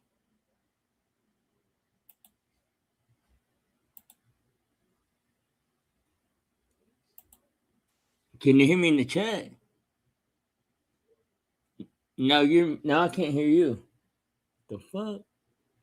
I muted myself, but I can't hear you right now. Okay, I'll be right back. See, you know what? You gotta get off that Android app, man. You gotta get off that Android app. You gotta get. Listen. I'm open. I'm open for tonight. Listen. I'm like the whole. Damn. Who was it? Who said? You know what? You guys. Let me. I'm about to be real. You know what? We got at least a half black guy in here. Who's the guy who said Marathon Kev? Who's the guy who was singing? I can't believe I'm getting this old. I'm starting to get amnesia already. Who's the guy say ready for tonight? I'm about to take it home tonight. You not the one to be alone tonight. It's 101 tonight. Who was that? Who was that? I know Kev watching that shit. Well, he should know who that is. Kev, as someone who's around the same age as me, I am too inebriated right now. I've been pounding down drinks at the moment I got in pause, just to make sure that I could be. I said pause. I said pause. Like don't try me. I said pause, just to make sure that I could get it all. Wow, I almost said something else. It was gonna be crazy. Anyway. Blind, talk to me. What's going on? Because I'm not hearing anything on my side. You can't hear me now, still, dude. I'm not. They What's say going they can hear me in the on? I chat. can't hear you. Wait, let me do this real quick. Hold up. Does anyone? Because maybe it's me. Does anyone else hear Blind right now? Because I could be. We are hear him. So hold. So pause Blind. Let me go look at my mixer. Make sure it's not me, because you could be good. Look at my mixer.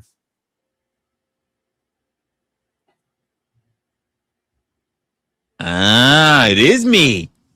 So I have my side muted on the browser. I got you. So talk. No, yo, I was about to say, like, yo, I fucking can't stand you. Like, yes, okay, I got you now. I'm about to say, nigga, like, I just. All right. Let's go. What do you call it? So what were you talking about? Food, right? I mean, the entire title is just fuck around and basically figure it out, regardless of how you wanna go from there. What do you call it? So I'm curious about that Korean fried chicken. Oh, That's Korean. what I wanna know about. If you haven't had Korean fried chicken, I'm not here to say what's better and what's worse. But Korean fried chicken is pretty fucking good. And It's like really breaded, like regular fried chicken. Yes. But it's not only breaded, depending on who does it, it's spiced. Okay. And after it's already battered, already fried, it's coated with spicy seasonings. Oh shit! Is it like that? So Wonton? so when you're like making barbecue chicken, even though you're grilling the chicken and you baste it, whatever. Fried chicken, you fry the entire shit, take it all out, and then you baste it with the actual spicy seasoning afterwards. You bite into that shit. Damn. And then you put it back in the oven. No, it's already there in spice. So keep in mind, so it's already it's brined already. The chicken's already brined in the spices. Then it's battered. Then it's put in flour. Then it's double dredged, battered. Then it's fried. So you already got all the spicy seasonings already in it. And then even after it's done, it's coated with spices afterwards. Damn. Hey, It's I good. think Jeremy wants to check your mic. I'm not worried about Jeremy when it comes to my mic. He needs to get a whole new fucking phone. No, he wants to check your mic, bro. No, he needs to get a whole new phone. He said he wants to check it like this. Check 1 2. Check. Yeah, well, he could deep with the whole mic as long as I'm not there. No, I'm playing, but shit. I never eaten Korean food at all. I just barely ate Chinese food. You know why? You know why, right? You don't get enough Korean chicks in your fucking state. Facts. Now, I've met Chinese. I've met Chinese, and I've met a Japanese chick. One, and she wasn't even that great looking. No, she wasn't Filipino. She was Japanese. Oh no, I was just naming the ones that are actually, to be fully honest, she was Japanese / Mexican, so she was split in between. Damn. Well, I met her in San Antonio, so that's why I met her, because that's the only place that I've been in Texas. So I met her in San Antonio. She's half Mexican, half Japanese. The other chick that I met, she was Chinese. Like, so I didn't care, and I was only there for a week. So you know that yeah, that's the power of the internet, man. Twitter and fucking Tinder, nigga. Like, what the fuck? Bro, I don't know no Chinese people or Asian people at all. You don't got to know them. If you got Tinder and they're looking, they'll find you too. Yeah, that's true. I never done those apps. So this was during that time, and I've told the story before, even on people for online. I used to travel 2 years with a Albanian dance company, and we traveled the U.S. That's how I got my exposure to a lot of different states. And when we landed in San Antonio, I never really got to really move out, but I was there for about not even a full week. Honestly, it was like 4.5 days. Downtown? Y'all stay downtown? Yeah. And when I'm going, moment I'm even on the plane, like trying to get to there, I'm already on Tinder. Like, so when I land, there's already something waiting for me. Damn, that's crazy. I never even thought about that. That's the way you got to do it. That's the way you got to do it. So I had 2 little joints when I was out there. That's crazy. I only had about 4.5 days. The first day I landed, actually, she was the chick that picked me up. The first chick was the one that picked me up. The second one I met about 2 days later, I spent some time with her, and then after that, we didn't. To be having them pick you up and everything. That's some will, not all won't. It really depends on how they see you. To be honest with you, for sure. If they want that D bad enough. Well, if they want the D, if they're not used to your type showing up in their neighborhood, there's a lot of things that kick in. So for me, a lot of people are not maybe used to me, like, and people might not even like used to me being black, but rather they're not used to a New Yorker showing up.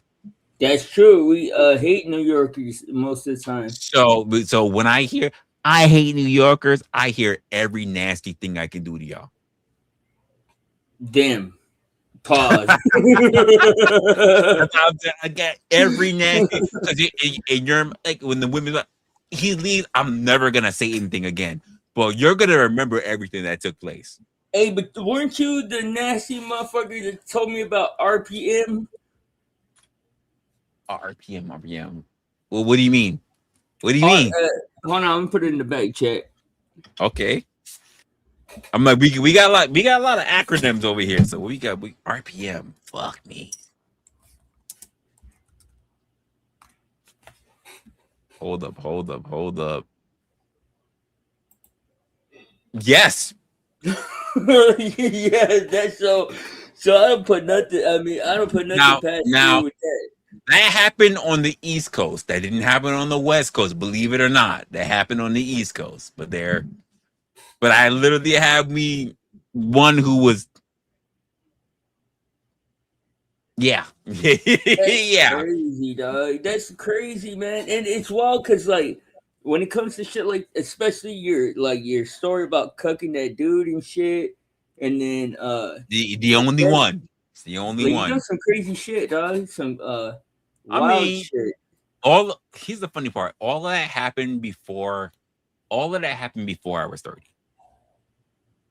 All of that happened before I was 30.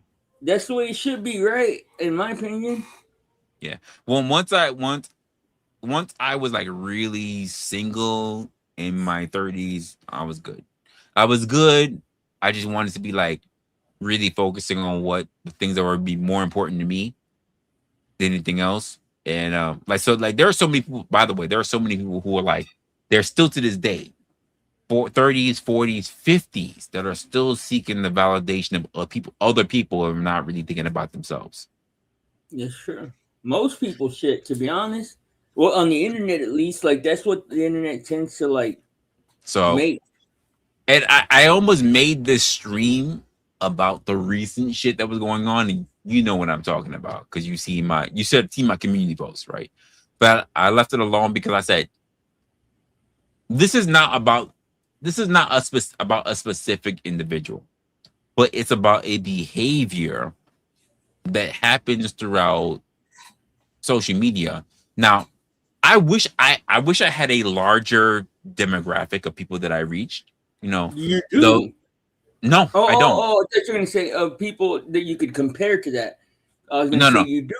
So the majority, the age range that I normally reach is between 32 to around 56, 55. That's my demographic.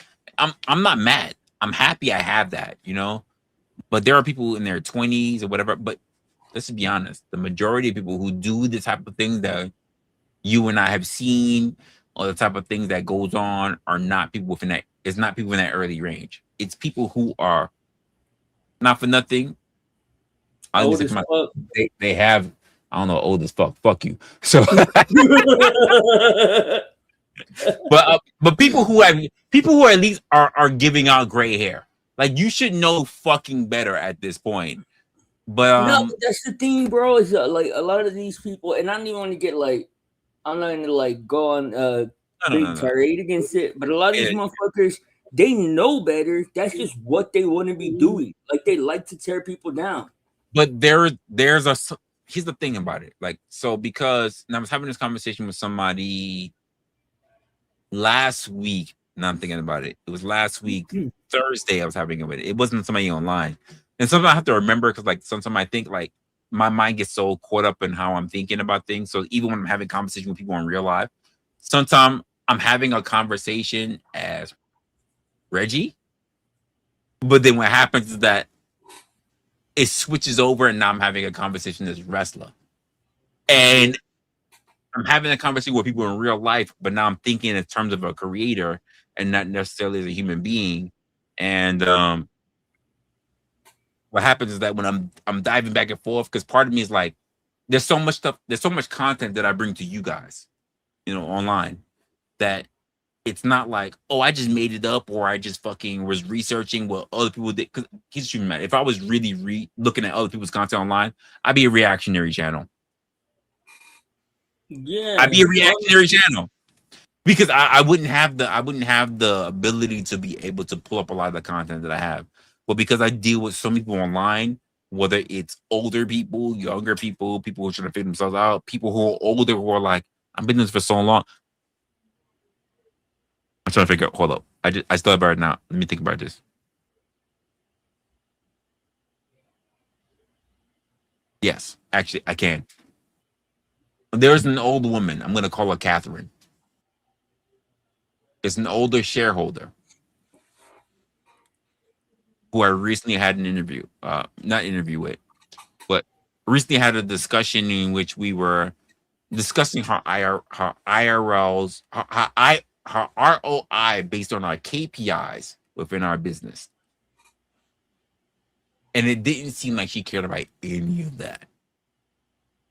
I could relate because I don't know what the fuck none of that means. So your ROI is your return on your in your investments, which means that she turns in a lot of money to be able turns a lot of money into the business, even with her husband. She has kids that she's like sends to schools or whatever, but she turns in money into the business to be able to generate a profit at the end of a quarter of a year to be able to make sure that she gains a profit off of what she's investing, right? To put it very simply. Yeah. But the key performance indicators are internal within the business. So that falls upon the sales team, the marketing team, the communications team, to my team of compliance. And none of that was really in her mind because the whole time I was talking to her, you know what she was thinking? About date. You're so handsome. That's what she was thinking the whole, and I was like, Miss Catherine, hey, I appreciate you. I love you. And I mean, like, she's like, crazy. She's like in her, like, I want to say that she's like in her 60s. So I'm like, she look decent. No, she get the D. If she could get her, looks decent. But I'm like, Miss Catherine, like, I appreciate that, but it's like we really need to get a game plan of what we're doing for the future, because it's gonna be, if I don't have a strategy to move in the future, then your investments are at risk, you know. And I want to make sure that we, not just you, but other people as well who are also invested, that we're on the same game plan. Are you all right with that? And it took me about like a good 10 to 15 minutes before she was on game plan. Bro, to me, that's just like one example of like how it was just one.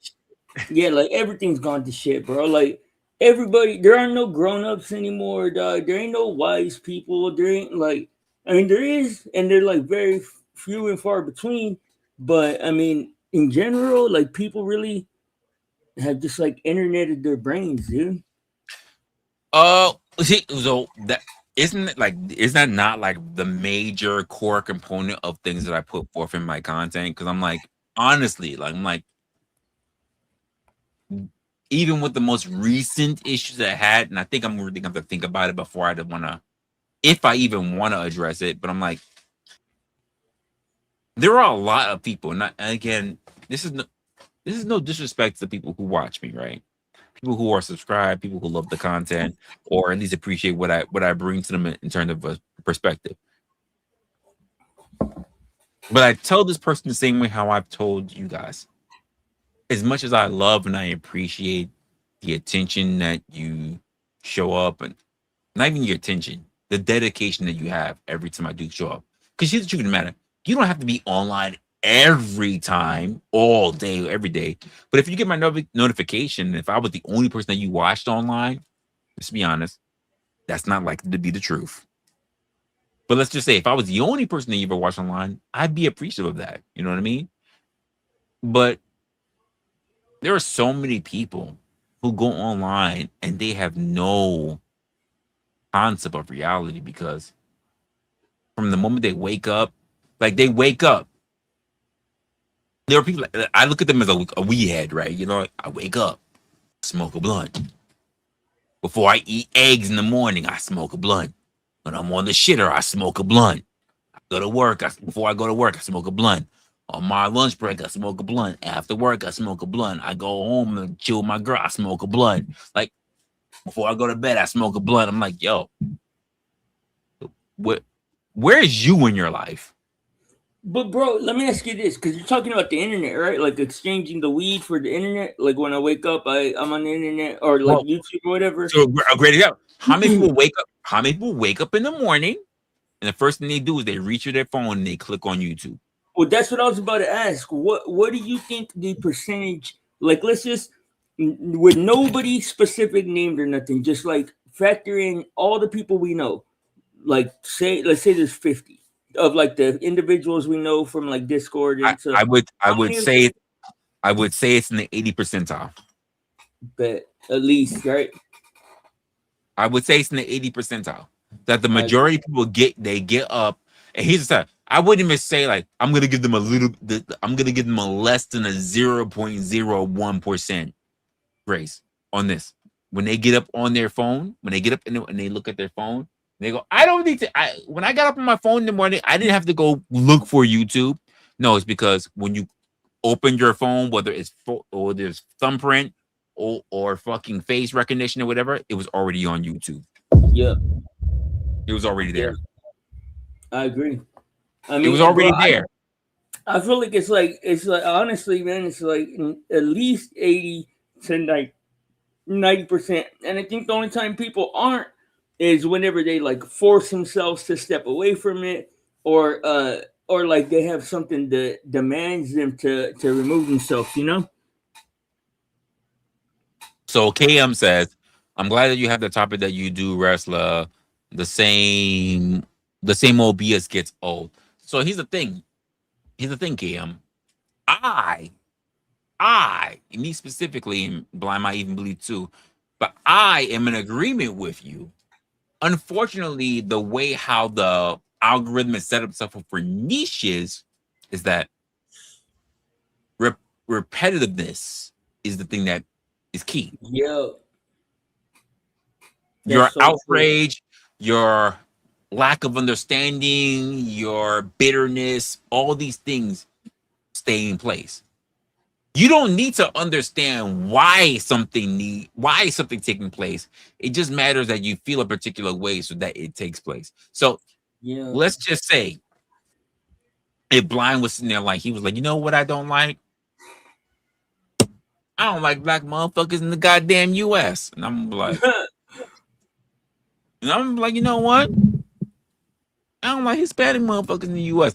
And this is the thing you're going to run on so long as we keep being online. But when you start getting into the nuances as to why we feel that way, like when I was like, well, why do you feel that way? Why do you feel like you don't like my black motherfucker? And then now it gets personal. Like, you're like, well, this is what happened with me when I was young, where I had a kid or when I'm my family, whatever. And I said, well, this is how I feel. Like, what? Oh shit! Like now we're breaking it down. But at the end of the day, even after all that lore starts going by, right? If you get a resolution that says, honestly, you're no different from me. We're doing the same shit. The majority of people won't go, oh. They won't do that. They're gonna be Like, hey, bitch, I thought you were fucking leading us on what? our But I thought you would. Yeah. tour. But you know what? But who cares? He's lighter than you. That's what they're gonna do. Like, hey, it doesn't matter. I've been through that, bro. I've been through that. And Are I you thought saying you're both poor? You're both you both are struggling? Who cares about that? it's crazy, right? That's the world. And this is why I say for so long, even my content, you guys are so interested in being distracted because life is just so difficult in your real life. You want to be distracted. But let's be honest, it's you focusing on the things that are actually tangible, actually real, that's gonna get you in a better position rather than being distracted. Let's be honest. And I said this before, even in the short, and people were dogging me out on my short, by the way. When I said like you and your relationship would be doing so much better. Or maybe you had a great relationship. Damn. But now because of the way how the internet is, the DMP conversation is so rampant and wild that if you guys had a really great relationship, kids, all kind of shit going on, now you'll sit there and say, Well, look at what I found on the internet. Look at this, honey. People said this and people that. I don't think that about you. Well, I don't think that about you. But isn't this funny that they said that? Yeah, I think it's funny. And next thing you know, 2-3 years later, they're arguing about shit that has nothing to do with the both of them. Yeah. Well, women this. Well, man, that. I thought you guys had a great relationship.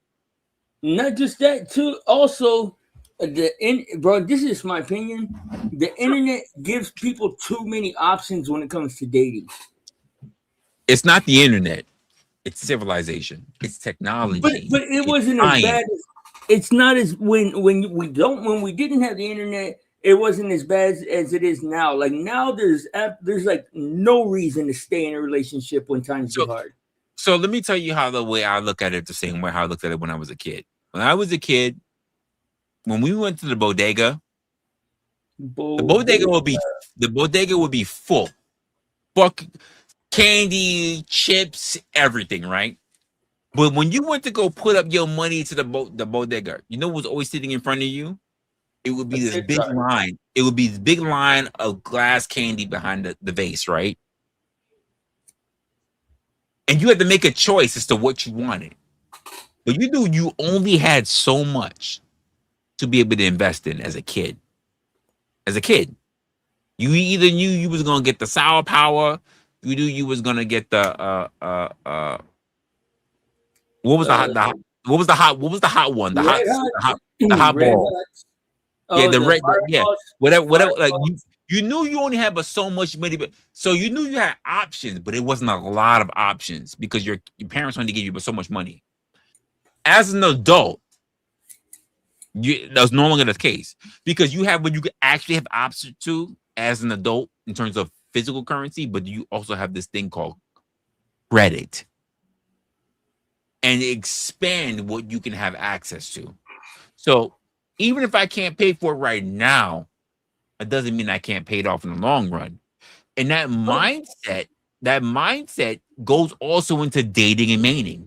So do you think that applies to women the same way it applies to men? Because I agree with men, but with women, no, but absolutely, because it applies to women it applies to women when it comes to men because men, first and foremost, are willing to go pay for things in the future, invest in the future, than women are willing later.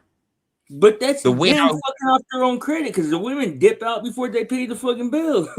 But men have been, let's be honest, men have been the one that, and I know we're diving into a DMP conversation.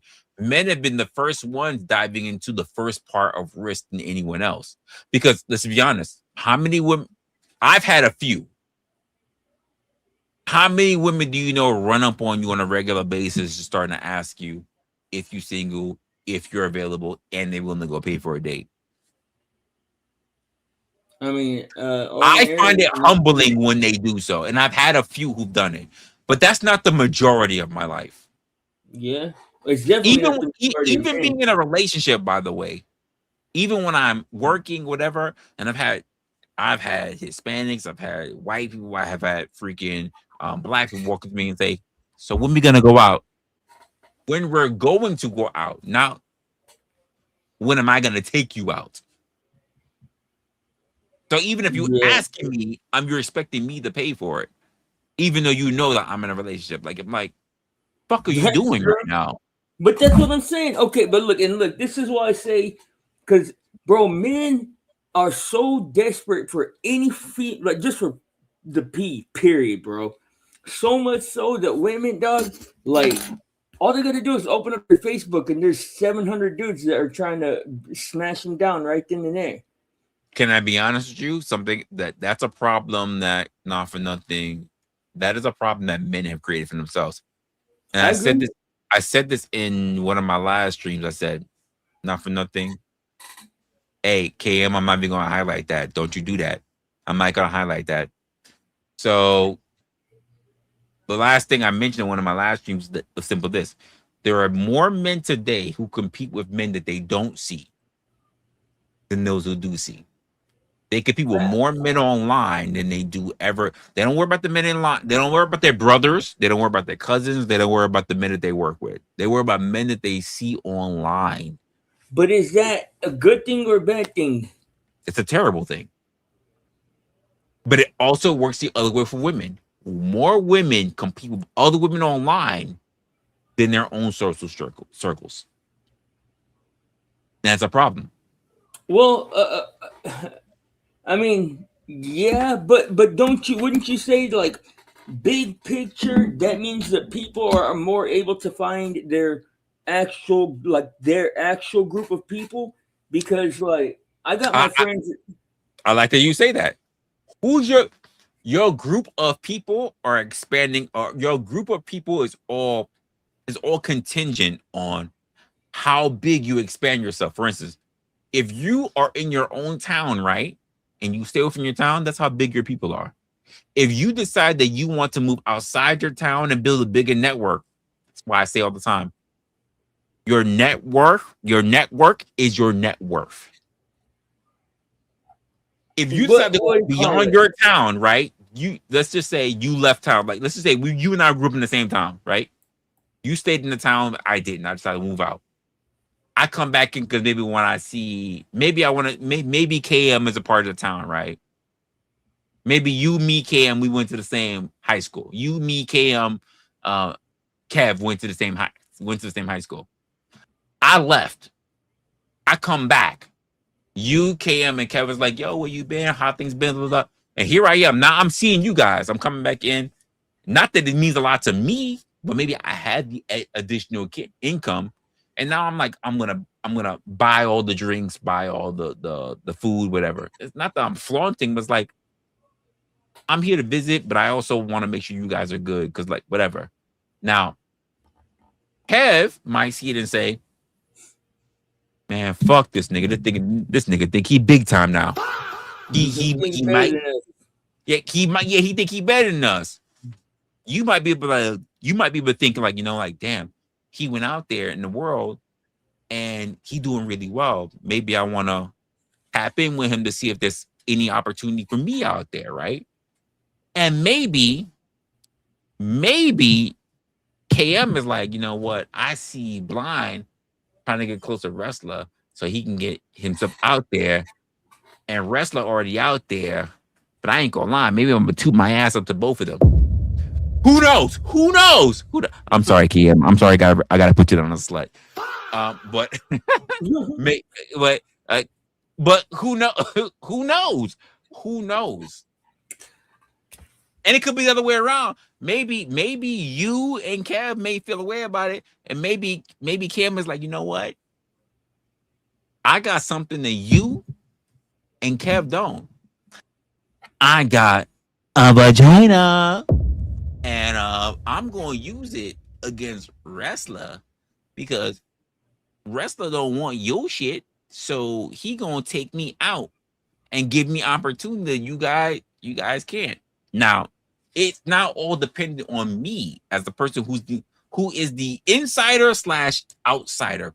Thank you. She said it properly. I'm getting to that. She said it properly. It's a matter of class, right? It's not that I think that I'm a better class than you, but our class has, in fact, changed. And our class has changed not because that my instincts, not that my mannerism has changed, nothing like that. Because I go back to the hometown, I'm still going to go eat in my hands. I'm not eating with a knife and fork on fucking ribs and shit. Like I'm like maybe I still do everything that you guys do, but my network is so different, and my network may not see the same thing that all you guys see. You know what I mean? Yeah. So even if I'm like, yo, KM, I want you to come with me. I got somebody I can introduce you to. I'm still gonna have to coach her, to still train her. Well, look, check this out. That's a perfect segue to something you mentioned earlier that I wanted to talk. Look, check it out. You had mentioned about how people being one way with their family and people that they know and love or whatever, friends, and then being another way with people online. Which I agree with. I agree with your That's conclusion. I agree with your conclusion. But check this out. Dude, when I was younger, bro, one time I met this cop, and I always have hated cops my whole life. But me and him became friends. And one day, dude, we're having coffee. Like he went to go eat breakfast, but we're just having coffee. And he out of nowhere, dude, he said, "You know what, bro?" He said, You know what I see with families, like all the way across, like my job, that is the biggest problem for everybody. And I'm like, what? And he goes, your family, your friends, people you know, don't ever leave you room to grow. They don't ever leave you room to change. He was like, so I always see that people are more comfortable and more able to be themselves around complete strangers than they are around the And people they know. well, it depends. Those same people who are good around complete strangers, you have to ask yourself a very specific question. Were they ever comfortable around the people who they were generally around? So for instance, when I came up as a young kid, right? It wasn't because I didn't grow up in the same neighborhood. It isn't because I didn't go to the same supermarkets, and it wasn't because I didn't go to the same schools. It wasn't because I didn't go to the same bodegas or whatever. But I was treated differently, specifically because some of these people were popular or they were bigger than I was, like bigger in physical size, and I was a smaller kid. That doesn't mean they didn't treat me differently. They sure did. They thought they could pick on me. And then No, there were some, yourself. yep, but there were some people who also were like, we're gonna distance ourselves from him because this motherfucker fights wild. He doesn't fight fair against big or small, right?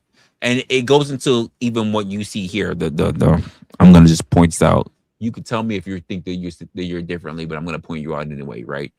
Our resident troll that walked into the building, right?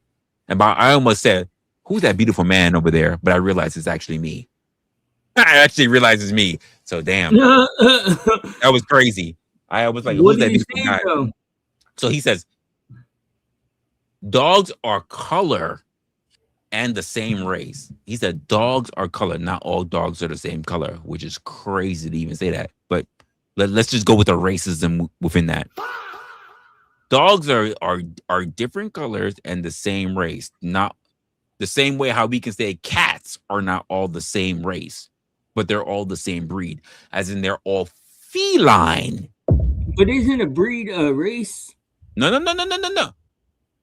Are all would you say that dogs are the same thing as wolves? Or even a Saint Bernard and a Chihuahua or a pit bull. Would you say a Chihuahua is the same thing as a man dog, a man wolf? They're not. Yeah, they're different races. No, no, no, no, no, no, no. They're the same breed, but they're different races. That's what you're saying. Yeah. Right. So within the same spectrum doesn't mean they sit on the same pyramid, correct? Yeah, just like humans, kind of. Like we're all human beings. No, no, no, no. No, the problem that we have when we're trying to just, for instance, people say things like this, and this is very much the point where I'm going to get at. People say things like, bears are bears, right?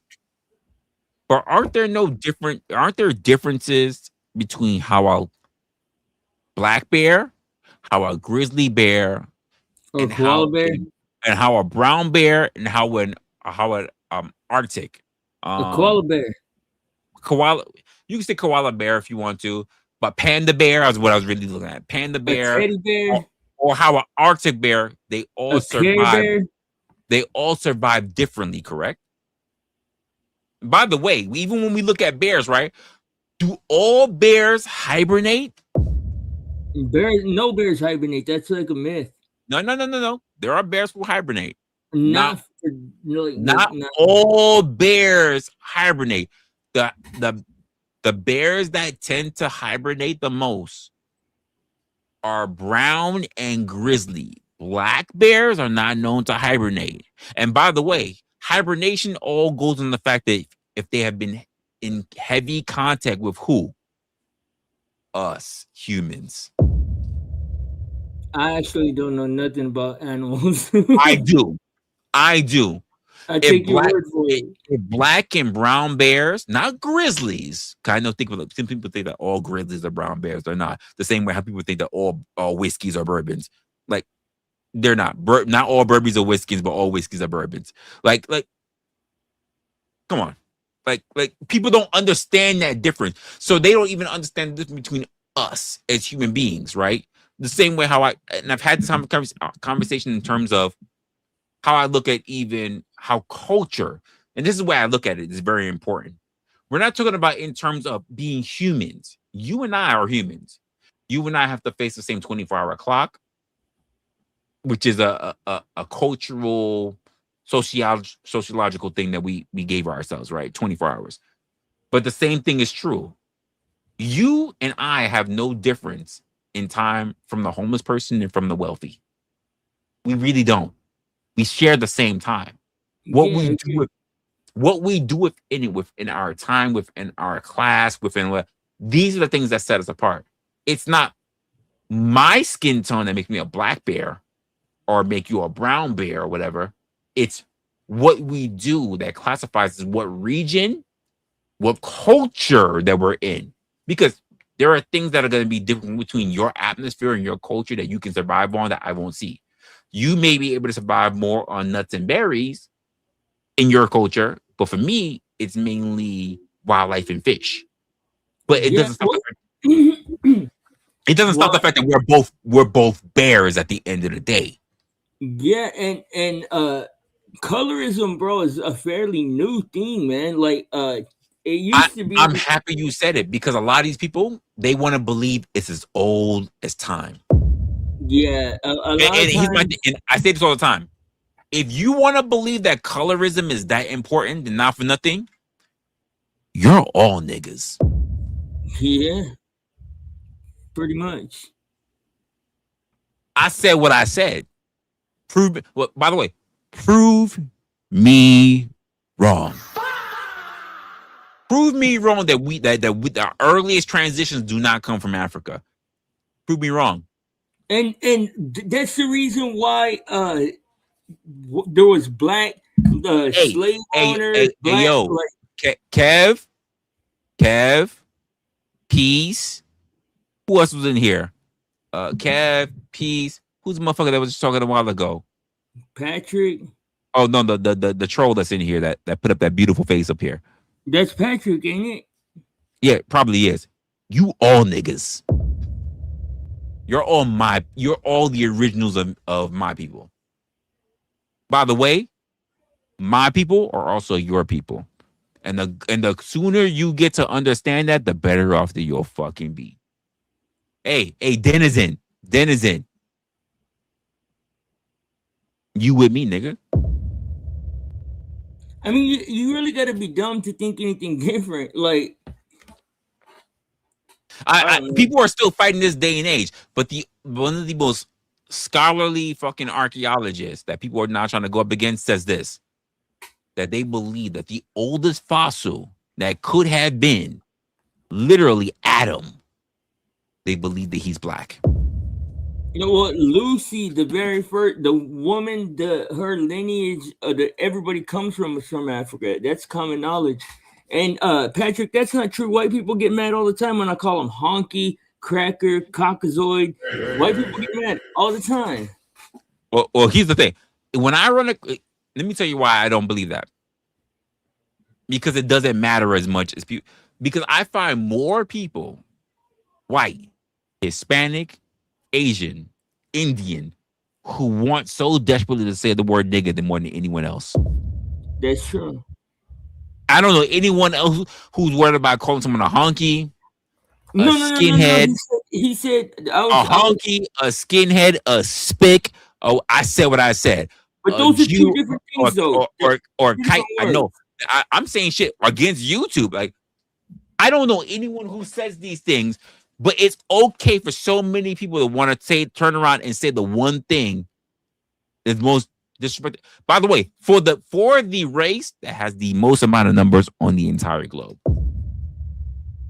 And dude, look, bro, the way I've always approached it, my very first friends were black, bro. I've had black friends my whole life.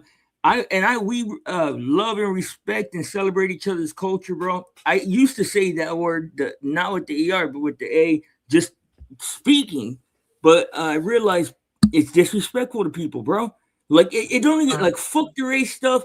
If somebody says, hey, Doug, I feel disrespected. I'm not even worried about the culture part, Blind. I'm really not. Because here's one thing I'm realizing. People don't care about culture more than they care about skin tone. I mean, depends on what you mean. No, they don't. Let's just be honest. Let's put it this way. If you are a Caucasian American, right? Do you think that Mexicans, that Indians, that Native Americans, the Hispanics really look at the difference between someone who is American, who is British, who is light skinned white Portuguese, and they say, like, you're not all white? No, but white people don't. White people don't have the same reverence for their culture as black and Mexican people. But whose problem is that when the concept of race comes from who? Does it come from us or does it come from white people? I don't know. I feel like we would have eventually. Everybody would have came to that conclusion that race. Who did it? No. Egyptians and Arabs lived together for hundreds of thousands of years. But you don't think that they even who came through and decided that these particular people look different from these particular people, and we're gonna run it on them? See, that's two different things, though, because like you said, there would have been like every color of the rainbow of Egyptian, and they didn't hate on other Egyptians. But you go, I hate to tell you this, there were not many colors of rainbows for Egyptians. You were either dark, you were dark, you were light, or you were olive. That's what I'm saying. There's a whole range in there. But guess what? When you were a slave, you were all three of those things. My point is this, though, is that their clashes were with, like, let's say, like Jews. There was culture clashes with people from different. I'm happy you said that. What did Jews look like? The same. I mean, that's my point. It was cultural. It wasn't about skin tone. It was cultural. Exactly. Yeah. You could not tell the difference between the looking of a Jew or a Gentile. Yeah, and people were honest enough to say, people admitted where they came from and shit. So like, people would die over where they came from and shit like that. But I mean, where did the concept of segregating by color come from? When America came into there you go. So whose fault is that? America. Because guess what? Because every Asians had slaves. Persians had slaves for over 2,000 years. The only concept that we had in actual being white versus black, you said it yourself, came from America. Yeah. And dude, what's crazy is it's like coded into our DNA now, bro. Like people are like, dude, like they did this test, bro, with these little girls where they give them baby dolls, and they give them a white baby doll, brown baby doll, and a black baby doll, and you'd have to look up the statistics or look it up the results, but they were better to the white baby doll every time, bro. Can I tell you about something that most people don't learn about? As a black person, I would know this because we're told this very early. Not all black people know this, unfortunately. But do you know where the aspect of the baby doll, or rather the voodoo doll, came from when it came to black people? Most people believe that voodoo dolls for black people were all about curses. It wasn't. What were they about? Voodoo dolls were used in terms of medicine. So, for instance, let me explain to you. Hey, Blind, you come to go see me, right? I am your witch doctor. You come to me, you're telling me, what's your problem? I'm having a headache. Having a headache? When did you start experiencing your headache? About a week ago. Take this stuff. Here's what I'm going to do. I'm going to take my needle. I'm going to make a doll of you, specifically you. And I'm going to put the needle in the head. So that when you come see me next week after I gave you herbs and everything else, do you still have a headache? No. Oh, so now I'm going to take the needle out that head. Hey, hold on. Some shit's going on in my apartment. Hold on. Oh, my God. The point is, people, the needle was to let me know where were you experiencing actual pain. It was a diagnosis. It wasn't to create any pain. It wasn't to create any afflictions. It wasn't to curse. It was to literally let me know wherever you were currently experiencing pain, so that the next time I see you, we need to rectify whether those things were good or whether those things are bad. That's the way how voodoo. That's exactly the way how voodoo were, but that's not the way how quote white people wanted to put forth voodoo dolls. I'm sorry if you didn't know. I'm sorry if a black person just shadowed that for you, but that is what it is. If you're saying I had leg pain, we would take the fucking needle and put it in the leg, and then we'll try to administer herbs. And then when you will come back later, oh, do you still have pain in your leg? Well, who are you again? And we will look for your doll and see the needle in the leg, and that's the way that worked. But that's not the way how, just to be honest, a lot of societies were told. They were told it was something spiritual and it was a curse and everything. That's not the way it was. It was literally the earliest form of doctor charts. You know, when you go into your charts, you go to the emergency room and you go, oh, I think I'm experiencing head pain and I'm doing the leg and my leg feels weird and a little bit on my side or whatever. Guess what? You're doing voodoo dolls. When you're drawing on the paper, all the areas that are bothering you, that's literally what the voodoo doll was designed for. That's literally what the voodoo doll was designed for.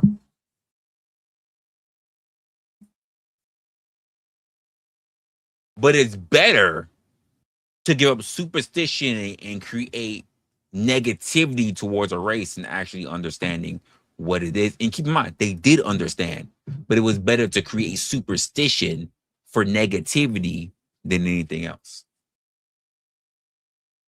Now, let me ask you the real question, folks. How many of people actually knew about that who are not black? How many of you actually knew that? Think about it. Before stone and tablets, before paper, how did we keep track of medicine?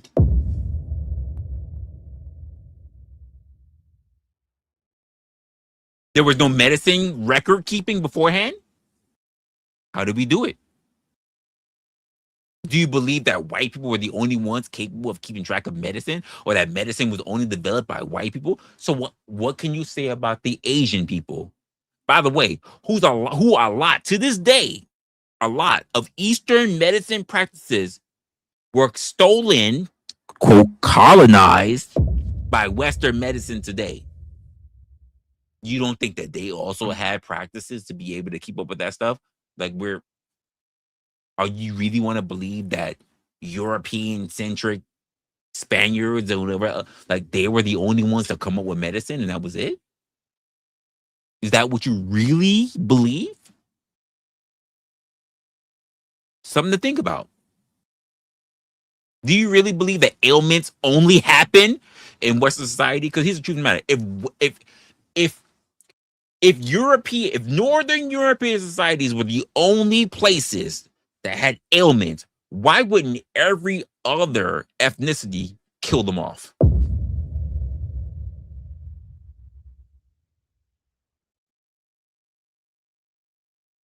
We never had any problem until you showed up. Why wouldn't we just kill, burn the boats, and everything else?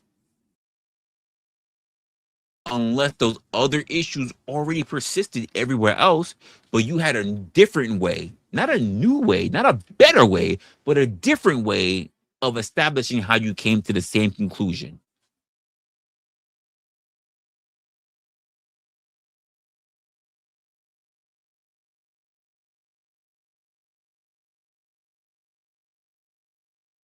Something to think about, folks.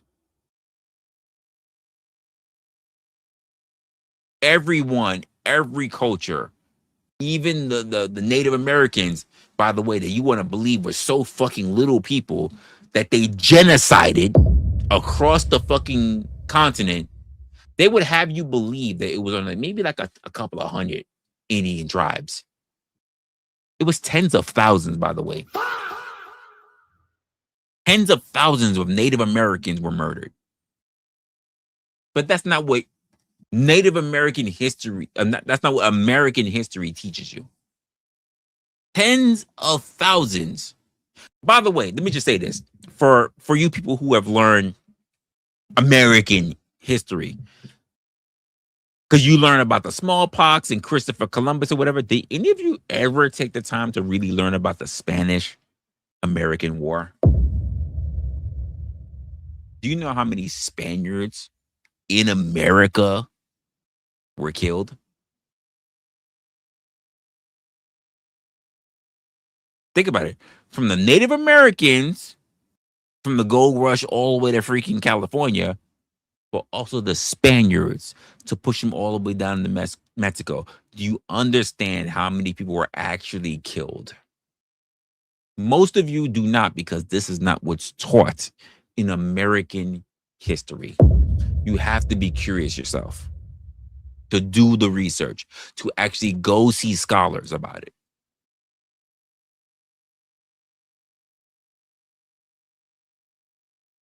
We're going to teach you about voodoo and what happened in Haiti and in Africa and what goes on in Creole and Louisiana, whatever. And you just ate that up. You didn't ask, well, why? Why they still? It has nothing to do with voodoo. It has nothing to do with eating people. It has nothing to do with, if I stab this here, you feel something there, and I just hate you. I hate you, bitch. I fucking hate you. It had nothing to do with any of that. It was all, at their time, modern medicine. It was all modern medicine. The same way how we use sheets and diagrams to be able to understand what's ailing us the most. By the way, doctors to this day, if you go to the doctor, well, you know what they say? You're in pain on a scale of what? 1 to 10. Those needles, by the way, used to have burn marks on the needles. Those burn marks used to be little dots on the needle all the way to the very end, like a pin cushion. If you had your pin cushion pulled all the way in, your fucking pin meant that you were experiencing a 10.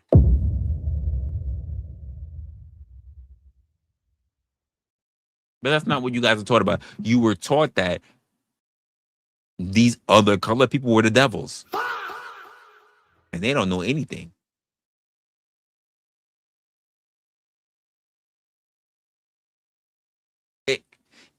It's weird that I would even have people that I need to explain this to, because most people who fall within my culture, we already know this. It's everybody outside of my culture that doesn't know this.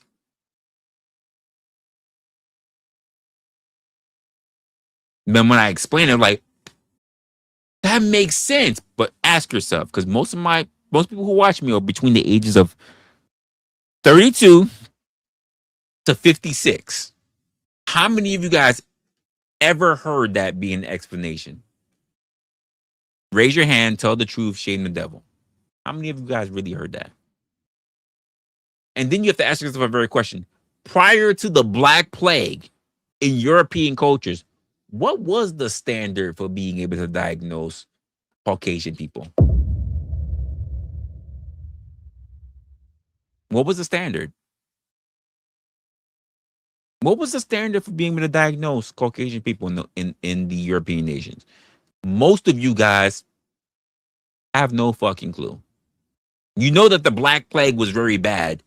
You know that operations were very, very bad. And that the thing that really killed most people in the operations was the simple fact that surgeons would not wash their fucking hands.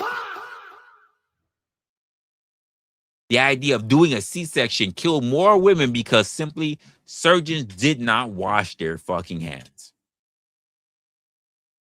But so many people in those early European Western nations felt like they had all the answers. One of the things they didn't really do was catalog what the people were experiencing, why they were experiencing, when they experienced that. And this is why, like, there's a whole big thing about Asians Southerners, mainly not Indians, but mainly those who were in Africa, all the way back to them who taught hygiene, what to look for, what to practice categorizing. We can only really think of, just be honest, as bigot as many people might be today. The only reason why we were able to even get to the standard of care that modern medicine is today, is because so many people had to overcome bullshit for us to be able to have the standard of care, to be able to live as long as we do today. And there are so many people that want to ignore that because they want to say things, stupid shit that they can see. Like, we're number one, USA. But we lost a war against jungle rats. Vietnamese. Oh, I love Vietnamese. Some of them have fed me very well. But at the time, you was calling them jungle rats. You was calling them gooks. But you lost the war. You lost. We lost. And you can turn and say, well, it wasn't me. I wasn't born at the time, or I was just a little kid, or I wasn't that. But if you're saying you're proud to be a nation and you represent this nation, you have to accept the fact that we did, in fact, lose that war.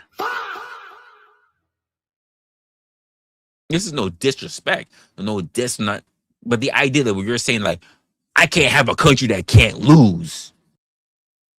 You're a fool. Look throughout human history, all of human history. There is no nation that has never lost a war. I love my country. I love my nation. I'm very critical, even some things it does, but I will not be stupid enough to say that we can't lose, that we can't become short-sighted. I don't give a fuck if you served. I do not care. If you believe just because you serve that we cannot become short-sighted and lose, that we cannot become short-sighted and not see the things that are really important, you are also a fool.